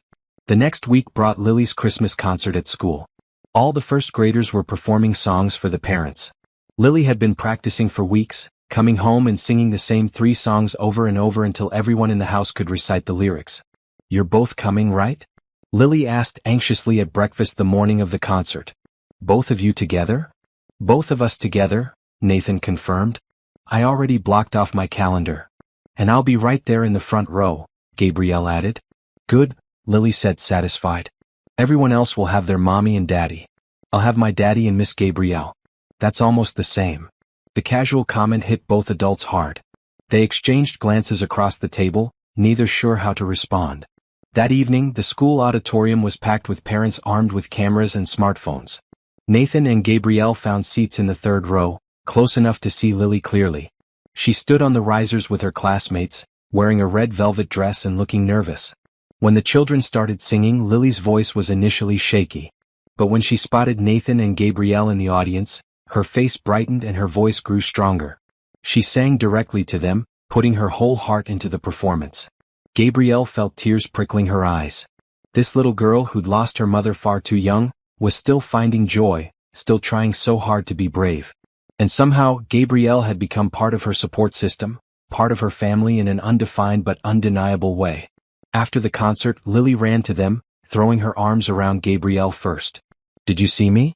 Did I do good?" "You were perfect," Gabrielle said, hugging her tightly. "The best singer up there." "The very best," Nathan agreed, swooping Lily up for a hug. "I'm so proud of you, princess." As they walked to the car, Lily between them holding both their hands, a woman from Lily's class approached. She was polished and pretty, wearing expensive clothes and a calculating expression. "Nathan Pierce," she said warmly. "It's been ages. I'm Jennifer Chin, remember? We met at the school fundraiser last year." "Of course," Nathan said politely. "Nice to see you again." Jennifer's eyes slid to Gabrielle, assessing her thoroughly. "And this must be the new nanny I've heard about." "Caregiver," Nathan corrected, his tone cooling slightly. "Gabrielle Washington. She's part of our family." "How lovely," Jennifer said, though her tone suggested she thought it was anything but. "Well, if you ever need recommendations for agencies, I know several excellent ones. It's so hard to find good help these days." "I'm not help," Gabrielle said before she could stop herself. "I'm Lily's caregiver and we have a wonderful relationship." "Of course," Jennifer said, her smile not reaching her eyes. "Well, enjoy your evening." After she walked away, Nathan muttered, "That woman has been trying to set me up with her sister for the past year. I've turned her down repeatedly." "She thinks I'm inappropriate," Gabrielle said, stung by the woman's attitude. "She's a snob," Nathan said firmly. "And her opinion doesn't matter. What matters is that Lily loves you, I trust you, and you're exactly where you should be. Can we get ice cream?" Lily interjected, oblivious to the tension. "To celebrate my concert?" "Ice cream sounds perfect," Nathan agreed, and the uncomfortable moment passed. That weekend, Nathan had to fly to Chicago for business.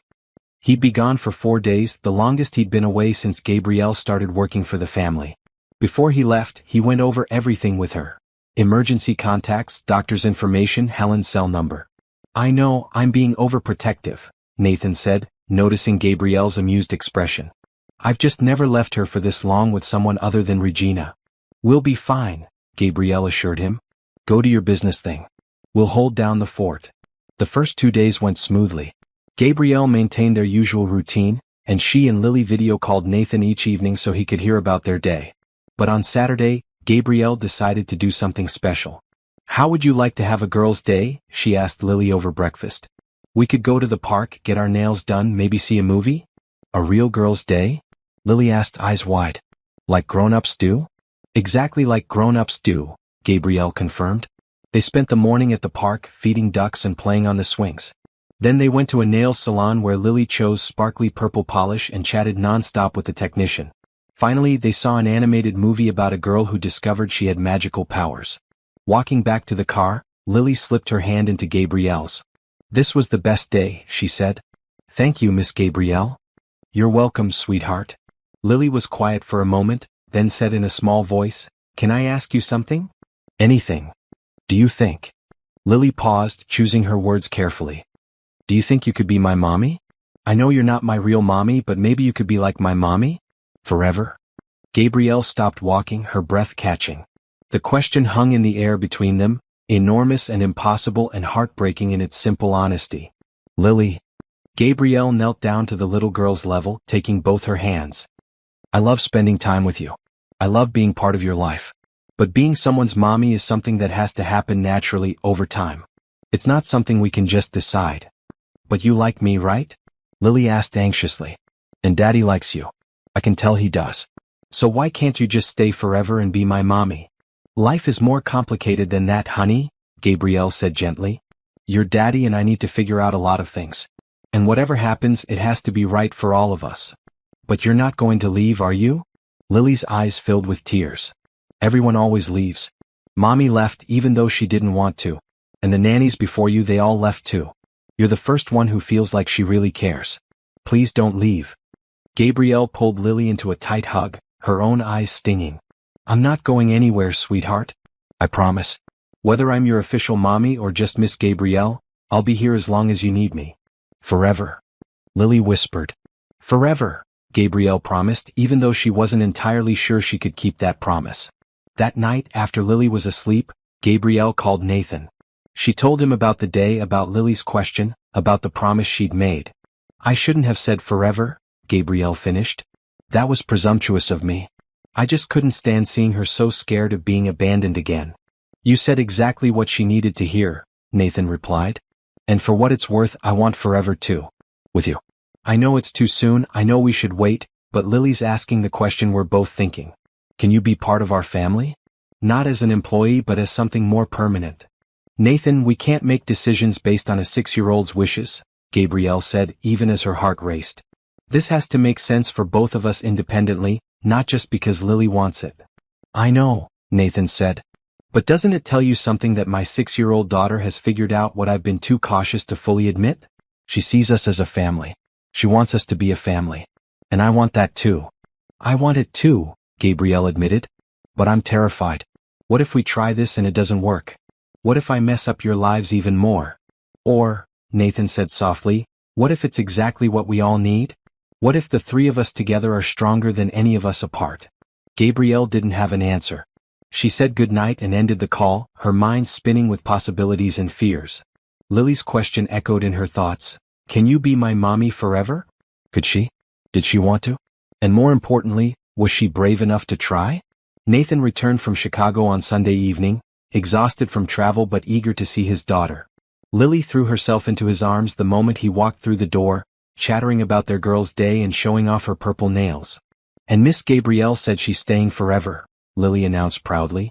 So you don't have to worry about finding anyone else. Nathan's eyes met Gabrielle's over Lily's head. The conversation they'd had on the phone hung between them, unfinished and weighted with implications. That's wonderful news, Nathan said carefully. Miss Gabrielle is very special to us. After Lily went to bed, Nathan found Gabrielle in the library. She'd taken to spending her evenings there, reading or simply enjoying the quiet space. We need to talk, he said, settling into the chair across from her. About what Lily said, about what we discussed on the phone. I know, Gabrielle replied. But I don't know what to say. Everything is happening so fast. 2 months ago I was getting ready to marry someone else. Now I'm considering becoming a permanent part of your family. It feels reckless. Or it feels right, Nathan suggested. Sometimes the best things in life happen unexpectedly. I never planned to fall for my daughter's caregiver. But here we are. Here we are, Gabrielle echoed, a slight smile playing at her lips. I think, Nathan said slowly, we should stop overthinking this. We're both adults. We know what we feel. Why don't we just try? See where it goes? No pressure, no expectations, just honest exploration of whatever this is between us. You make it sound simple, Gabrielle said. Maybe it is, Nathan replied. Maybe we're the ones making it complicated. Before Gabrielle could respond, her phone buzzed. She glanced at the screen and froze. Derek's name appeared, along with a text message. We need to talk. Can I see you? Nathan noticed her expression change. What's wrong? Nothing, Gabrielle said quickly, setting the phone face down. Just a message I wasn't expecting. But Nathan had seen the name on the screen. Derek. Yes, Gabrielle admitted. He wants to talk to me. After 2 months of silence? Nathan's voice was carefully neutral. What could he possibly have to say? I don't know, Gabrielle said. And I'm not interested in finding out. But over the next few days, Derek's messages continued. Each one was more insistent than the last. He was sorry. He'd made a terrible mistake. He wanted to explain. He needed to see her. Finally, he showed up at the Pierce estate. Helen came to find Gabrielle in the playroom where she was helping Lily with a puzzle.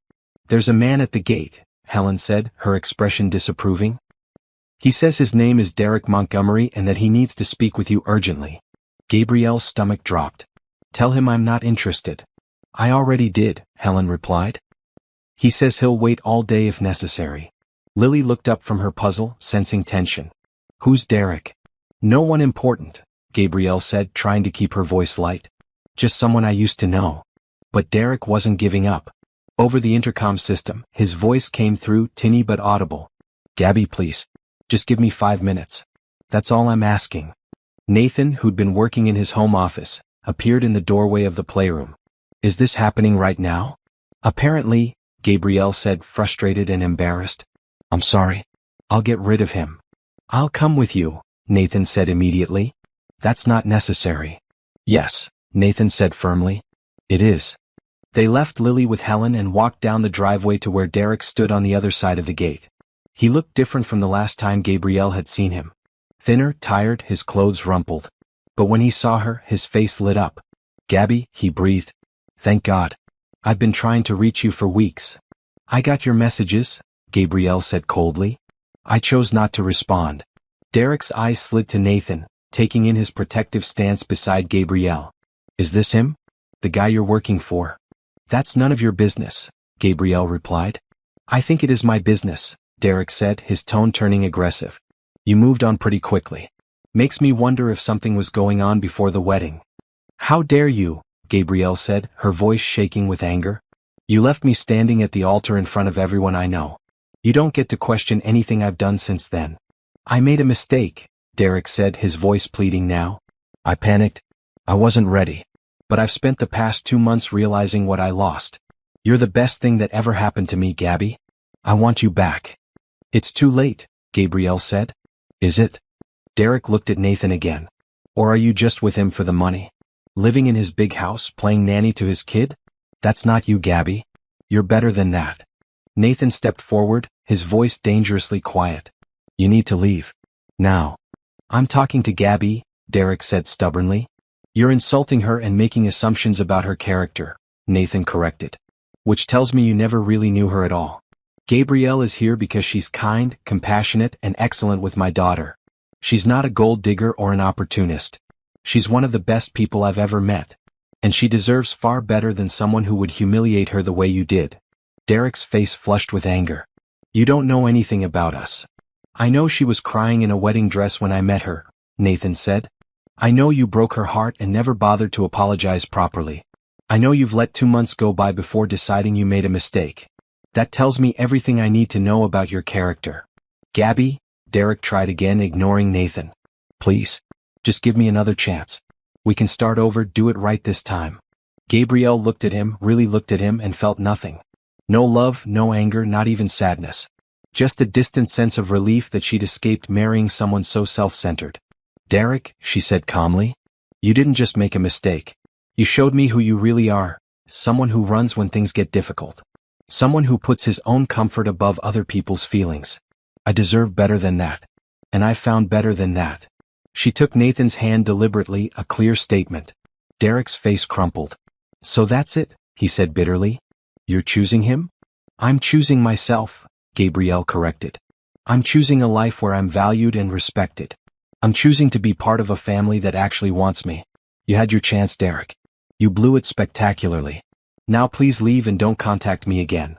Derek stared at them for a long moment, then turned and walked back to his car without another word. They watched him drive away, his car disappearing down the street.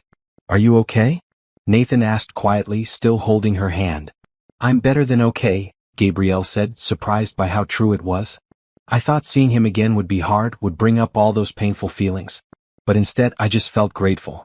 Grateful that he didn't show up at the wedding, grateful that I found you and Lily instead. Really?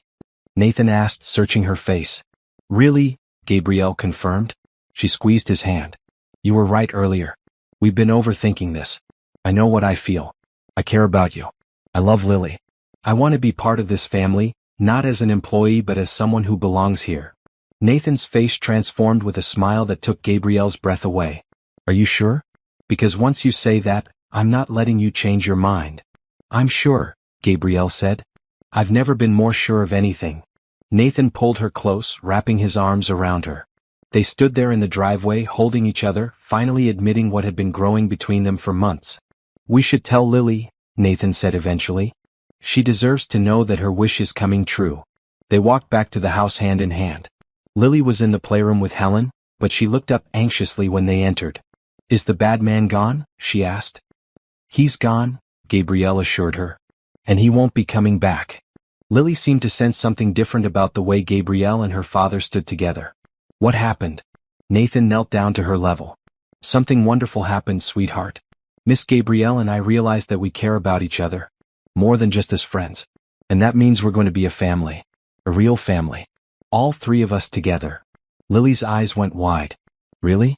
You mean Miss Gabrielle is going to stay forever? For real forever? For real forever, Gabrielle confirmed, kneeling beside Nathan. If you're okay with that. If I'm okay with it? Lily threw her arms around both of them. It's what I've been wishing for every single night. You're going to be my new mommy? Well, Gabrielle said carefully, I'll never replace your real mommy. She'll always be special and important. But yes, I'll be here to love you and take care of you just like a mommy would. Can I call you Mom? Lily asked hopefully. Gabrielle felt tears prickling her eyes. If that feels right to you, then yes. You can call me Mom. Lily hugged them both fiercely. Helen stood in the doorway, wiping her own eyes with her apron. Even she, who'd been skeptical of this unconventional arrangement, seemed moved by the scene. That night, after Lily was finally asleep from excitement, Nathan and Gabrielle sat in the library again.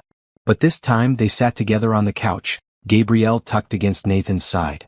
I can't believe this is happening, Nathan said softly. 2 months ago I was just a widower trying to survive each day. Now I'm sitting here with someone who makes me believe in happiness again. Derek showing up was the push I needed, Gabrielle admitted. Seeing him made me realize how different what we have is. With Derek, I was always trying to fit into his vision of what our life should be. With you, I'm just myself. And somehow that's enough. It's more than enough, Nathan said, tilting her face up to his. You're everything. He kissed her then, soft and sweet, a promise of new beginnings. When they pulled apart, both of them were smiling. We should probably take this slowly, Nathan said, though he made no move to let her go. For Lily's sake. Probably, Gabrielle agreed. But maybe slow is overrated. They stayed up late talking about the future. How they'd explain their relationship to others. When they might get married, because both of them knew that's where this was heading. How they'd blend their lives together officially. I want to do it right this time, Gabrielle said. Not a huge wedding with hundreds of people. Just something small and meaningful. Family and close friends. Sounds perfect, Nathan agreed. And we'll do it on our timeline when we're ready. No rushing. But even as they talked about taking it slow, both of them knew the truth. They were already committed, already planning a life together, already functioning as a family. The rest was just formalities. We're halfway through this incredible journey of second chances and unexpected love. What do you think will happen next? Will Gabrielle and Nathan face more obstacles, or is their happiness secured? Subscribe if you haven't already and drop a comment with your predictions. Your engagement means everything to this story's continued creation. The weeks following Derek's appearance and Gabrielle's decision to officially become part of the Pierce family were some of the happiest of her life. There was a freedom in no longer hiding their feelings. In being able to hold hands openly, to steal quiet moments together after Lily was asleep. But not everyone was thrilled with the arrangement. Gabrielle's mother called 3 weeks after the announcement. Gabrielle hadn't spoken to her since the failed wedding, a fact that had weighed on her conscience but that she'd been too hurt to address. So you're living with some rich man now? Her mother said without preamble. Playing house with his kid? Hello, Mom, Gabrielle said, keeping her voice steady. It's nice to hear from you too. Don't be smart with me, Gabrielle Lynn Washington. Do you have any idea how embarrassing it's been for me? First, you get left at the altar and now you're shacking up with your boss? What will people think? I don't care what people think, Gabrielle replied. I care about being happy. And Nathan and Lily make me happy. Happy? Her mother scoffed. You hardly know this man. How do you know he's not just using you?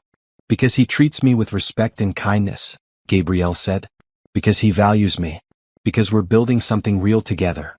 Real, her mother repeated sarcastically. Gabrielle, you're the help. You're his employee. Men like that don't marry women like us. They use them and move on.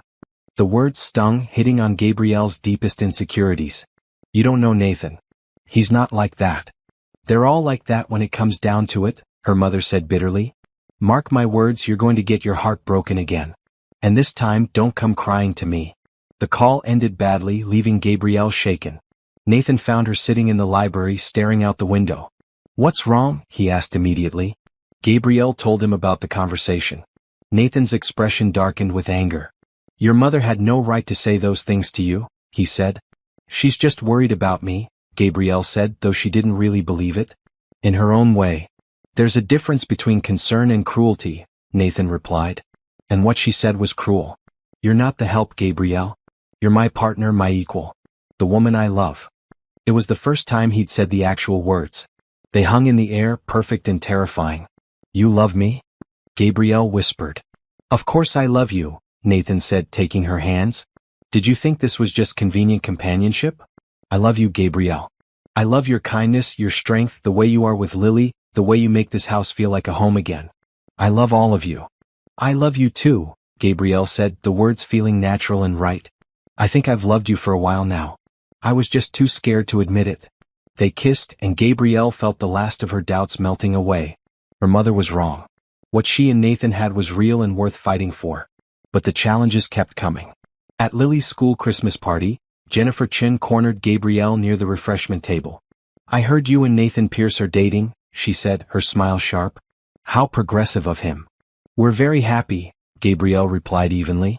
I'm sure you are, Jennifer said. Living in that beautiful house, no financial worries, instant access to his wealth. It must be quite the upgrade from whatever you were doing before. I was working, Gabrielle said, her patience wearing thin. Supporting myself. I don't need Nathan's money. Of course not, Jennifer said, her tone making it clear she believed the opposite. Well, just be careful. Men like Nathan have certain expectations. And when you don't meet them, they move on to the next pretty face. Gabrielle wanted to respond, wanted to defend herself and Nathan, but she was saved by Lily running over. Mom, Lily said, the words still new and wonderful on her lips. Come see what I made in art class. Jennifer's eyebrows shot up at the word mom, but she said nothing as Gabrielle let Lily pull her away. That evening, Gabrielle told Nathan about the encounter. He was furious. I'm going to talk to her, he said. This is unacceptable. No, Gabrielle said. Don't. It'll just make things worse. Let people think what they want. We know the truth. But it bothers you, Nathan observed. Of course it bothers me, Gabrielle admitted. But I'm not going to let Jennifer Chin or my mother or anyone else make me doubt what we have. I know who I am, Nathan. And I know what we are together. Nathan pulled her close. You're the strongest person I know. I learned from the best, Gabrielle said, looking up at him. You and Lily have taught me that happiness is worth fighting for. That family isn't always who you're born to, sometimes it's who you choose. December flew by in a whirl of holiday preparations.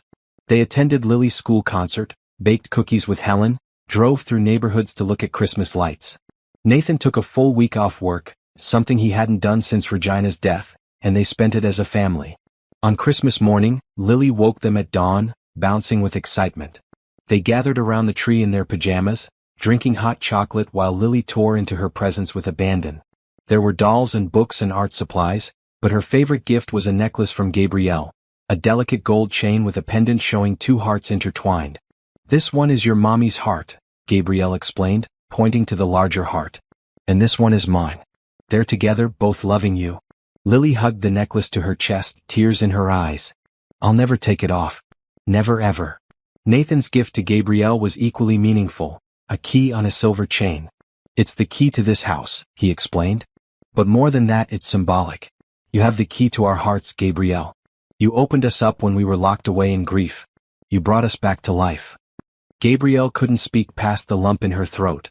She just hugged him, feeling Lily squeeze in between them for a group hug.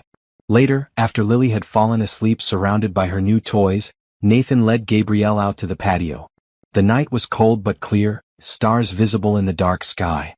I have one more gift, Nathan said, pulling a small box from his pocket. Gabrielle's heart started racing. She knew what that box meant. Nathan opened it to reveal a stunning ring, a sapphire surrounded by diamonds. It was Regina's, he said softly. Not her wedding ring, but one I gave her for our 5th anniversary. She loved this ring and I think she'd want you to have it. But if you'd prefer something new, something that's just ours, I completely understand. It's beautiful, Gabrielle whispered, looking at the ring glittering in the patio lights. Gabrielle Washington, Nathan said, taking her hand. You came into my life when I was broken. You healed my daughter and helped me remember how to live again. You've become essential to both of us, not as a caregiver or an employee but as family. I love you more than I thought it was possible to love someone after loss. Will you marry me? Will you officially become Lily's mother and my wife? Yes, Gabrielle said without hesitation. Yes to all of it.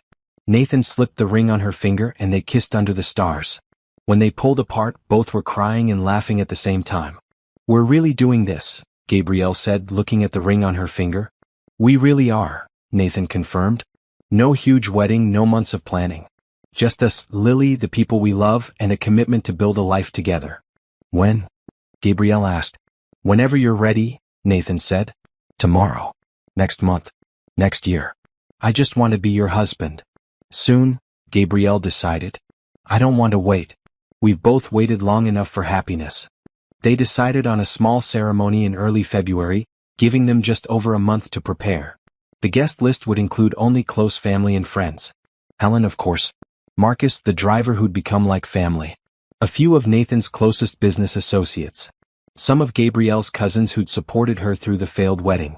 And most importantly, Lily would be the flower girl. News of the engagement spread quickly. Jennifer Chin made snide comments at school pickup. Gabrielle's mother called to say she wouldn't be attending the wedding. Some of Nathan's business acquaintances questioned the wisdom of marrying the nanny. But for every negative voice there were 5 positive ones. Helen cried happy tears and immediately started planning the menu. Lily told everyone at school that she was getting a new mommy.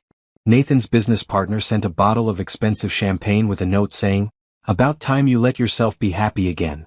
The month of January was busy with preparations, but it was joyful stress. Gabrielle found a simple ivory dress, elegant but not too formal. They decided to hold the ceremony in the garden at the estate, weather permitting, with a small reception in the house afterward. 1 week before the wedding, Tasha, Gabrielle's best friend and the only person who'd truly supported her through the Derek disaster, came to visit. Gabrielle showed her around the estate, introduced her to Nathan and Lily, and finally sat down with her in the library. "Are you sure about this?" Tasha asked, though her tone was supportive rather than judgmental. "It's been less than 4 months since Derek left you at the altar." "I'm more sure of this than I ever was of marrying Derek," Gabrielle said honestly. "With Derek, I was in love with the idea of getting married, of having that perfect life I'd imagined. With Nathan, I'm in love with the actual person. The flawed, grieving, wonderful man who treats me like I matter." "And Lily?" Tasha asked. "I love her," Gabrielle said simply. "She's not my biological daughter, but she's mine in every way that matters. I'd do anything for that little girl." "Then I'm happy for you," Tasha said, hugging her friend. "You deserve this, Gabby. You deserve to be loved the way Nathan loves you." The night before the wedding, Nathan stayed at a hotel with his business partner, following the tradition of not seeing the bride before the ceremony. Gabrielle and Lily had a girls' night, complete with face masks, popcorn, and a movie. As they got ready for bed, Lily climbed into Gabrielle's lap. "Tomorrow you'll be my real mom," she said wonderingly. "On paper and everything. I'll be adopting you officially," Gabrielle confirmed. "If that's okay with you." "It's more than okay," Lily said. "It's perfect. I know my first mommy is in heaven and she'll always be special. But you're here. You're the one who reads me stories and helps with homework and makes everything better. You're my mom now. And you're my daughter," Gabrielle said, hugging her tight. "I promise to take care of you, to love you, to always be here for you. No matter what." "I know," Lily said confidently. "You keep your promises. You always do." As Gabrielle tucked Lily into bed that night, she thought about the journey that had brought her here. The humiliation of the failed wedding. The unexpected offer from Nathan. The slow building of trust and love. The moment everything changed. Tomorrow she'd marry Nathan Pierce, officially becoming part of this family she'd somehow stumbled into. It wasn't the wedding she'd planned 4 months ago. It was better because it was real. And as she fell asleep in the blue suite for the last time as Gabrielle Washington, she smiled. Tomorrow she'd wake up and become Gabrielle Pierce. And she couldn't wait. The morning of Gabrielle's wedding to Nathan dawned clear and bright. Unlike the last time she'd prepared to marry, there was no anxiety, no second-guessing. Just pure, uncomplicated joy. Helen brought breakfast to Gabrielle's room along with Lily, who climbed onto the bed still in her pajamas. "It's your wedding day," Lily said, eyes sparkling. "Are you excited?" "Very excited," Gabrielle confirmed, pulling the little girl close. "How about you? Ready to be my flower girl?" "I've been ready forever," Lily declared. "I practiced walking slow at least 100 times." Tasha arrived mid-morning to help Gabrielle get ready. Her dress was simple but elegant, an ivory sheath that fell to mid-calf with delicate lace sleeves. She wore her hair down in loose waves with just a hint of makeup. Regina's sapphire ring sparkled on her finger, soon to be joined by a wedding band. "You look beautiful," Tasha said, tears in her eyes. "Nathan's going to lose his mind when he sees you." Lily, wearing a green dress with flowers embroidered on it, twirled in front of the mirror. "Do I look pretty too?" "You look absolutely gorgeous," Gabrielle assured her. "The prettiest flower girl ever." Downstairs the garden had been transformed. White chairs sat in neat rows facing an arch covered in winter flowers. Heaters had been set up to combat the February chill. The guest list was small, maybe 30 people total, but each one was there because they mattered. Helen had outdone herself with the reception preparations. Tables were set with white linens and elegant centerpieces.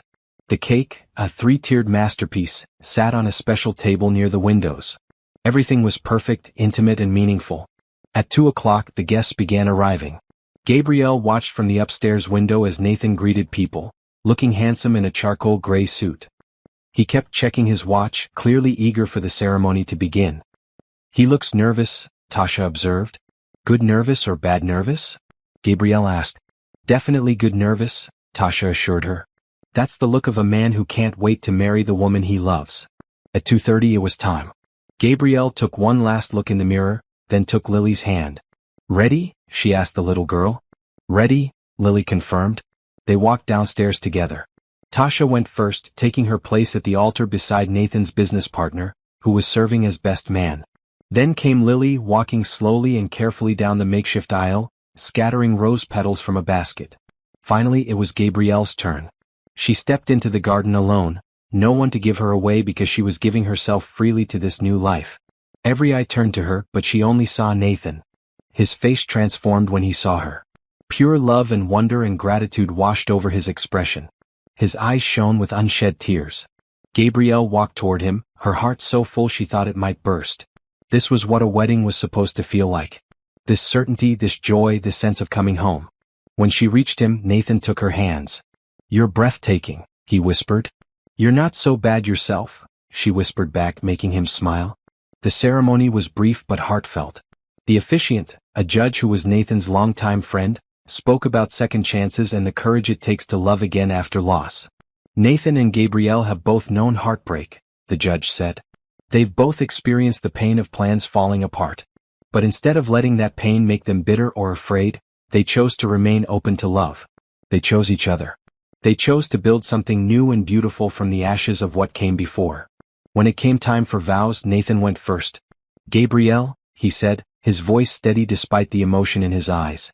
"For months ago I was existing but not living. I was going through the motions of raising my daughter while drowning in grief. Then you walked into my life at your lowest moment and somehow you saved us both. You brought laughter back to this house. You gave Lily a mother's love. You reminded me that life is still worth living fully. I promise to cherish you, to support you, to never take your love for granted. I promise to be the partner you deserve, the father Lily deserves, and the man Regina would be proud of. I love you, Gabrielle Washington, and I can't wait to spend the rest of my life showing you how much." Gabrielle's turn came and she looked at Nathan through happy tears. "Nathan," she began, "I came to you broken, humiliated, with no plan for my future. You offered me kindness without judgment. You gave me a home and a purpose. But more than that, you showed me what real love looks like. It's not grand gestures or perfect moments. It's showing up every day. It's choosing each other again and again. It's building a life together based on honesty and respect and genuine partnership. I promise to love Lily as my own daughter. I promise to honor Regina's memory while creating new memories with you. I promise to be your partner in all things, through joy and sorrow, success and failure, all the days of our lives. I love you, Nathan Pierce, and I am so grateful that your daughter and I found each other at that altar 4 months ago." The judge pronounced them husband and wife, and Nathan kissed Gabrielle to enthusiastic applause. Lily jumped up and down, clapping and cheering. "That's my mom and dad," she announced to anyone who would listen. The reception was warm and joyful. Helen's food was exceptional. The small band Nathan had hired played soft music. People danced, laughed, toasted the happy couple. During the father-daughter dance, Nathan surprised everyone by inviting both Lily and Gabrielle onto the floor. "This is a family dance," he announced. "Because that's what we are now. A family." They swayed together, the three of them, as the band played a gentle waltz. Gabrielle looked at Nathan holding Lily, both of them smiling at her, and felt overwhelming gratitude. This was her family. This was her home. This was where she belonged. Later, Nathan's business partner gave a toast that brought everyone to tears. "I've known Nathan for 15 years, he said. "I watched him build his company from nothing. I watched him fall in love with Regina and become a father. I watched him nearly break when he lost her. And I've watched him these past few months, coming back to life because of Gabrielle. Some people might question this marriage, might say it happened too fast or under unusual circumstances. But I've never seen Nathan happier or more certain about anything. Gabrielle, you've given him and Lily something precious: hope. The belief that happiness is still possible, that love can bloom even in unexpected places. To the Pierce family, all three of you, may your life together be long and filled with joy." As evening approached and the party wound down, guests began to leave. Each one hugged Gabrielle and Nathan, offering congratulations and well wishes. Even Jennifer Chin, who'd shown up despite not being particularly friendly, managed to say something gracious. "You look happy," she admitted to Gabrielle. "I hope it lasts." "It will," Gabrielle said confidently. "Because we're going to work at it every single day." After the last guest left, the three of them collapsed on the couch in the living room, still in their wedding clothes. "That was the best day ever," Lily declared. "Can we do it again tomorrow?" "I think once is enough," Nathan said with a laugh. "But we can celebrate being a family every day." "Speaking of family," Gabrielle said, pulling out an envelope she tucked away. "I have something for you, Lily. Inside were official adoption papers. As soon as we file these, you'll legally be my daughter, Lily Regina Pierce. If that's okay with you." "You want to give me Regina's name?" Lily asked, awed. "Your first mommy was special and important," Gabrielle said. "I want you to carry her name, to remember her always. You're her daughter and mine. Both can be true." Lily threw her arms around Gabrielle. "I love you, Mom." "I love you too, sweetheart," Gabrielle replied, holding her tight. That night, after Lily was asleep, Nathan and Gabrielle stood in what was now their shared bedroom. The blue suite had been converted into a home office, and Gabrielle had moved her things into Nathan's room. "Mrs. Pierce," Nathan said, pulling her close. "How does it feel?"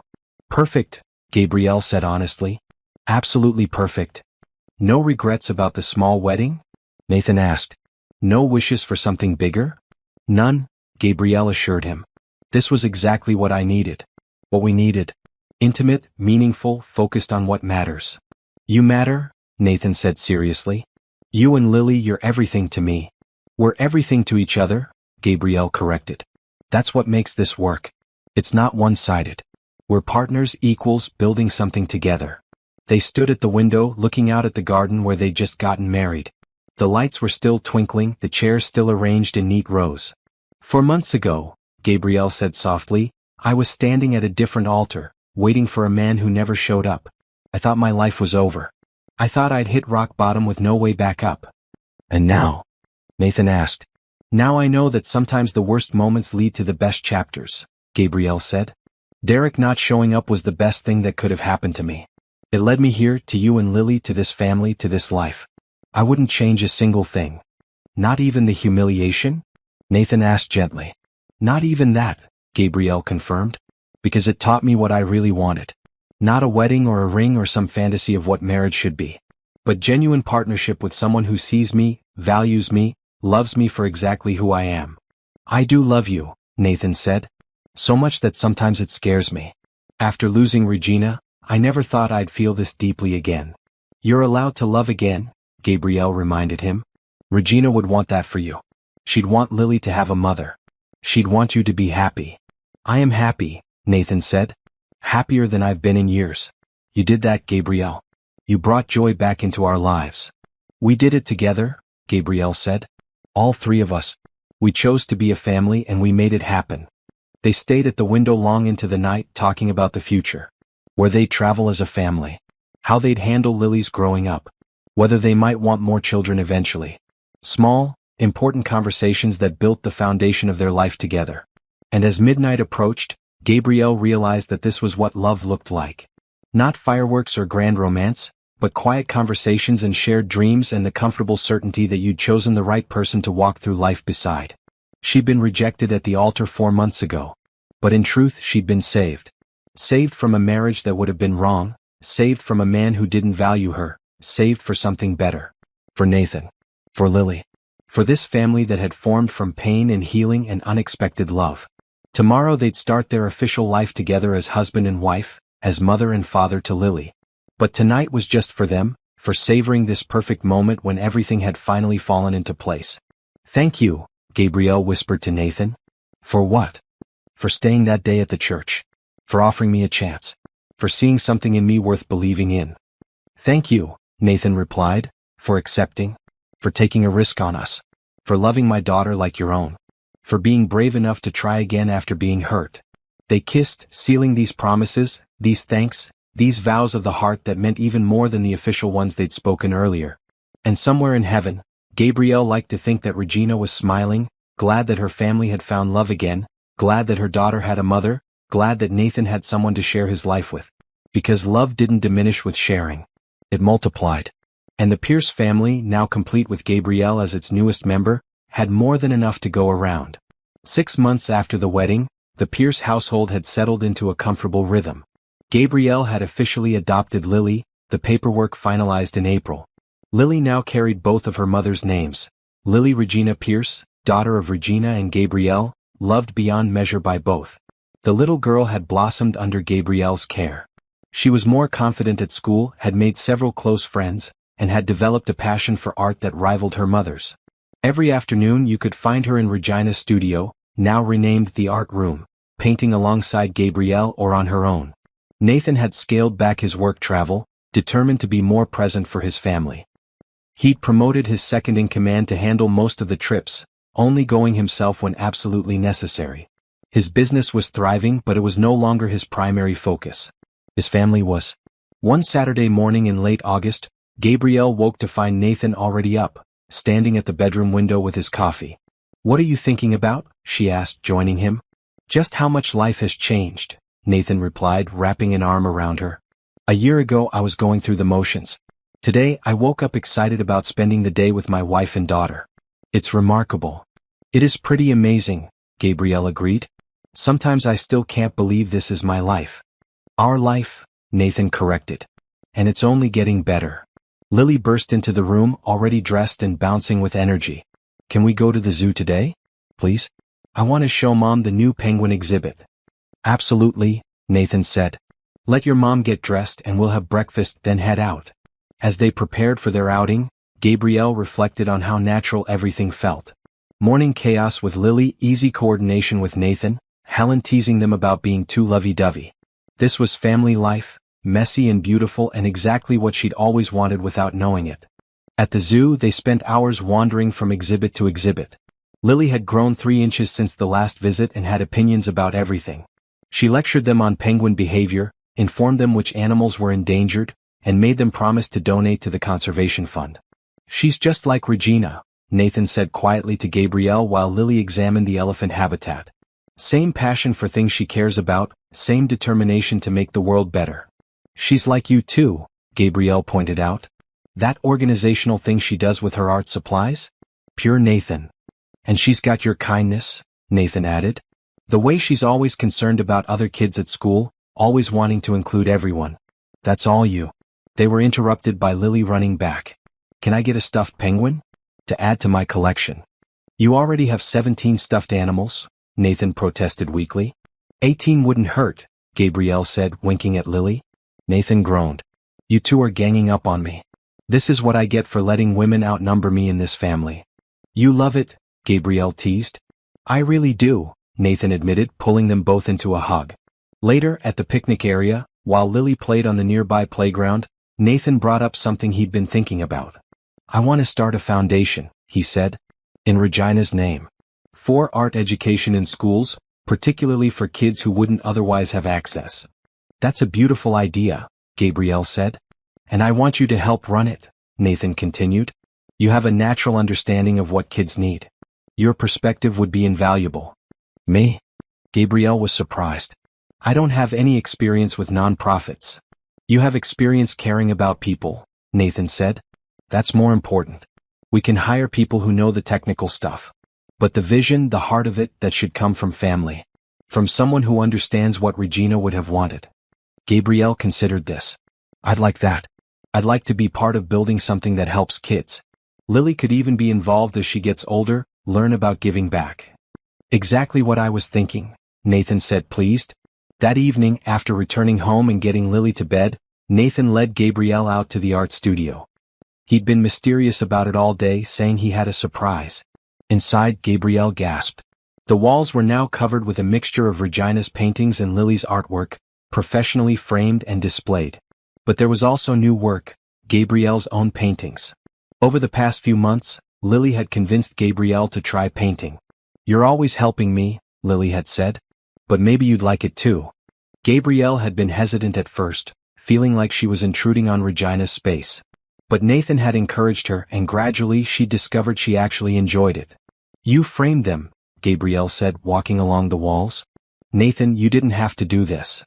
"Yes, I did," Nathan said. "This space belongs to all three of you now. Regina's legacy, Lily's present, your future. It's all part of our family story." Gabrielle stopped at one painting in particular.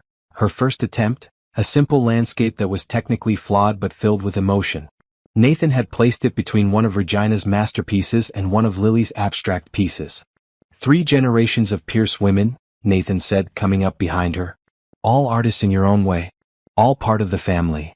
"I'm not really," Gabrielle started.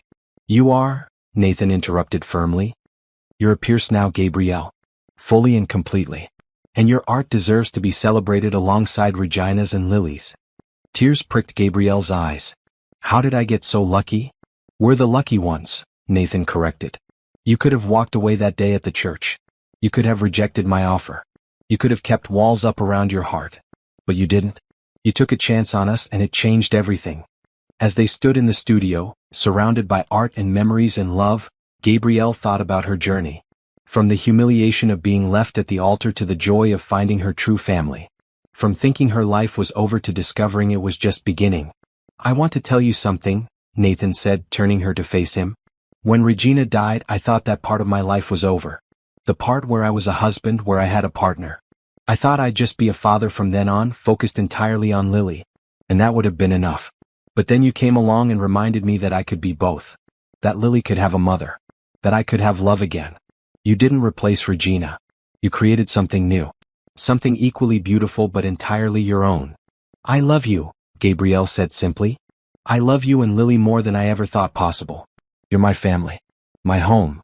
"And you're ours," Nathan replied. "Always." They walked back to the house hand in hand. Upstairs, Gabrielle peeked into Lily's room. The little girl was fast asleep, surrounded by her stuffed animals, including the new penguin from today's zoo trip. On her nightstand was a photo they'd taken at the wedding. Nathan, Gabrielle, and Lily, all smiling at the camera, clearly a family. Gabrielle straightened the covers and kissed Lily's forehead softly. "Sweet dreams, baby girl," she whispered. In their own bedroom, as they got ready for bed, Nathan brought up another topic. "I've been thinking about something else," he said. "And I want to know how you feel about it." "What's that?" "Would you want to have another child?" Nathan asked carefully. "I know Lily is already your daughter in every way that matters. But I thought maybe we could expand our family. If you wanted." Gabrielle's heart leaped. She had thought about it, had wondered if Nathan would be open to more children, but hadn't wanted to push. "I'd love that," she said honestly. "I'd love to give Lily a sibling, to experience pregnancy and motherhood in that way too. If you're sure." "I'm sure," Nathan said. "I want to build a future with you, Gabrielle. Not just maintain what we have, but grow it, expand it, create new memories and new love." "Then yes," Gabrielle said. "Let's do it. Let's have a baby." They talked late into the night about possibilities. Names they liked. How they'd tell Lily.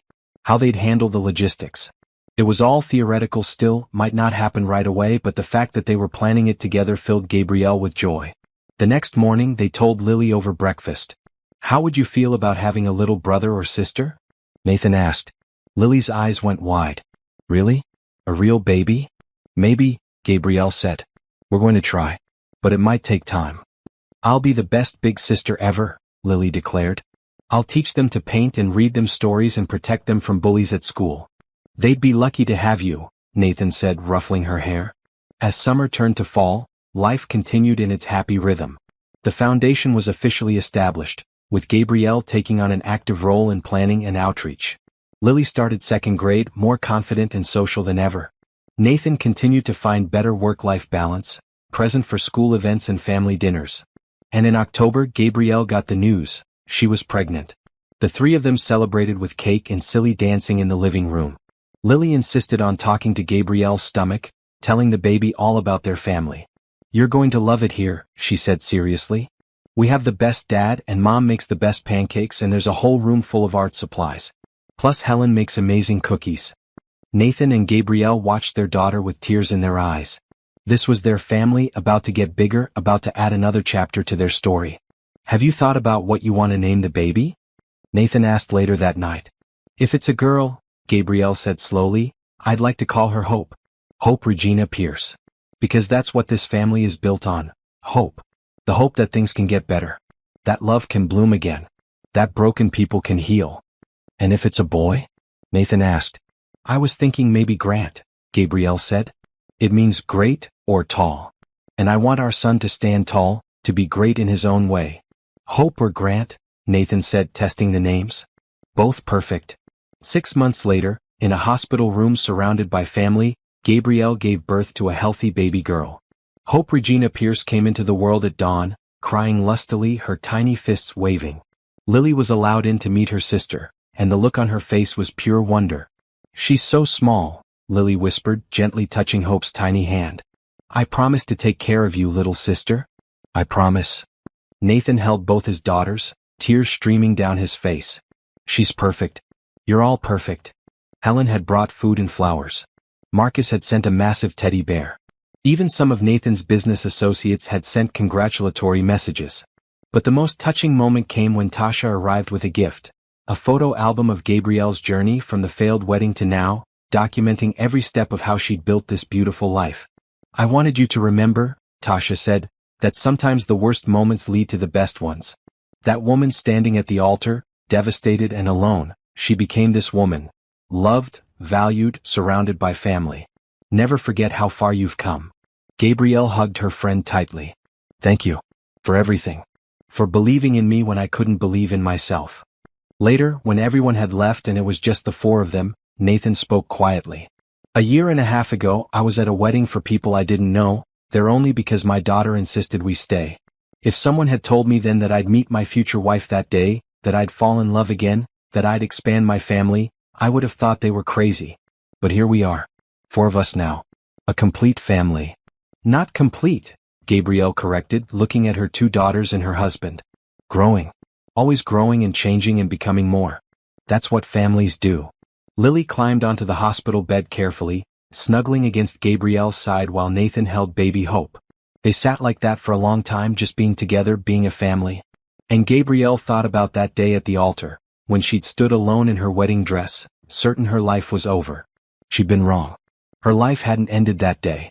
It had just been redirected towards something better than she could have imagined. She'd thought no one wanted her. But that little girl whisper had changed everything. Can you be my mommy forever? And Gabrielle had said yes. To Lily, to Nathan, to this family, to this life. She'd chosen love over fear, hope over despair, possibility over pain. And in return she'd received everything she'd ever really wanted. A family that loved her, a partner who valued her, children who needed her, and the knowledge that happy endings weren't just in fairy tales. Sometimes they happened in real life, to real people who'd been broken and brave enough to try again. Sometimes rejection at one altar led to acceptance at another. Sometimes the universe conspired to give you exactly what you needed, even when it looked nothing like what you thought you wanted. And sometimes, just sometimes, A little girl's whispered question could change absolutely everything. Forever? Lily asked again now, watching her baby sister sleep. Forever, Gabrielle promised, kissing her forehead. I'm here forever. All of us together forever. And this time, it was a promise she knew she could keep. The end. 3 trending hashtags. Hashtag second chance romance, hashtag heartfelt love story, hashtag family first stories. Title: Bride thought no one wanted her, until a little girl whispered, "Can you be my mommy forever?" Description: When Gabrielle is left standing alone at the altar, her world crumbles in front of everyone she knows. But in her darkest moment, a wealthy widower and his daughter stay behind, witnessing her pain when everyone else walks away. What starts as an unexpected job offer becomes a journey of healing, hope, and unexpected love as Gabrielle discovers that sometimes the worst rejections lead to the most beautiful beginnings. Watch this emotional story of a broken bride who finds her true family in the most surprising way, proving that love can bloom even in the aftermath of heartbreak.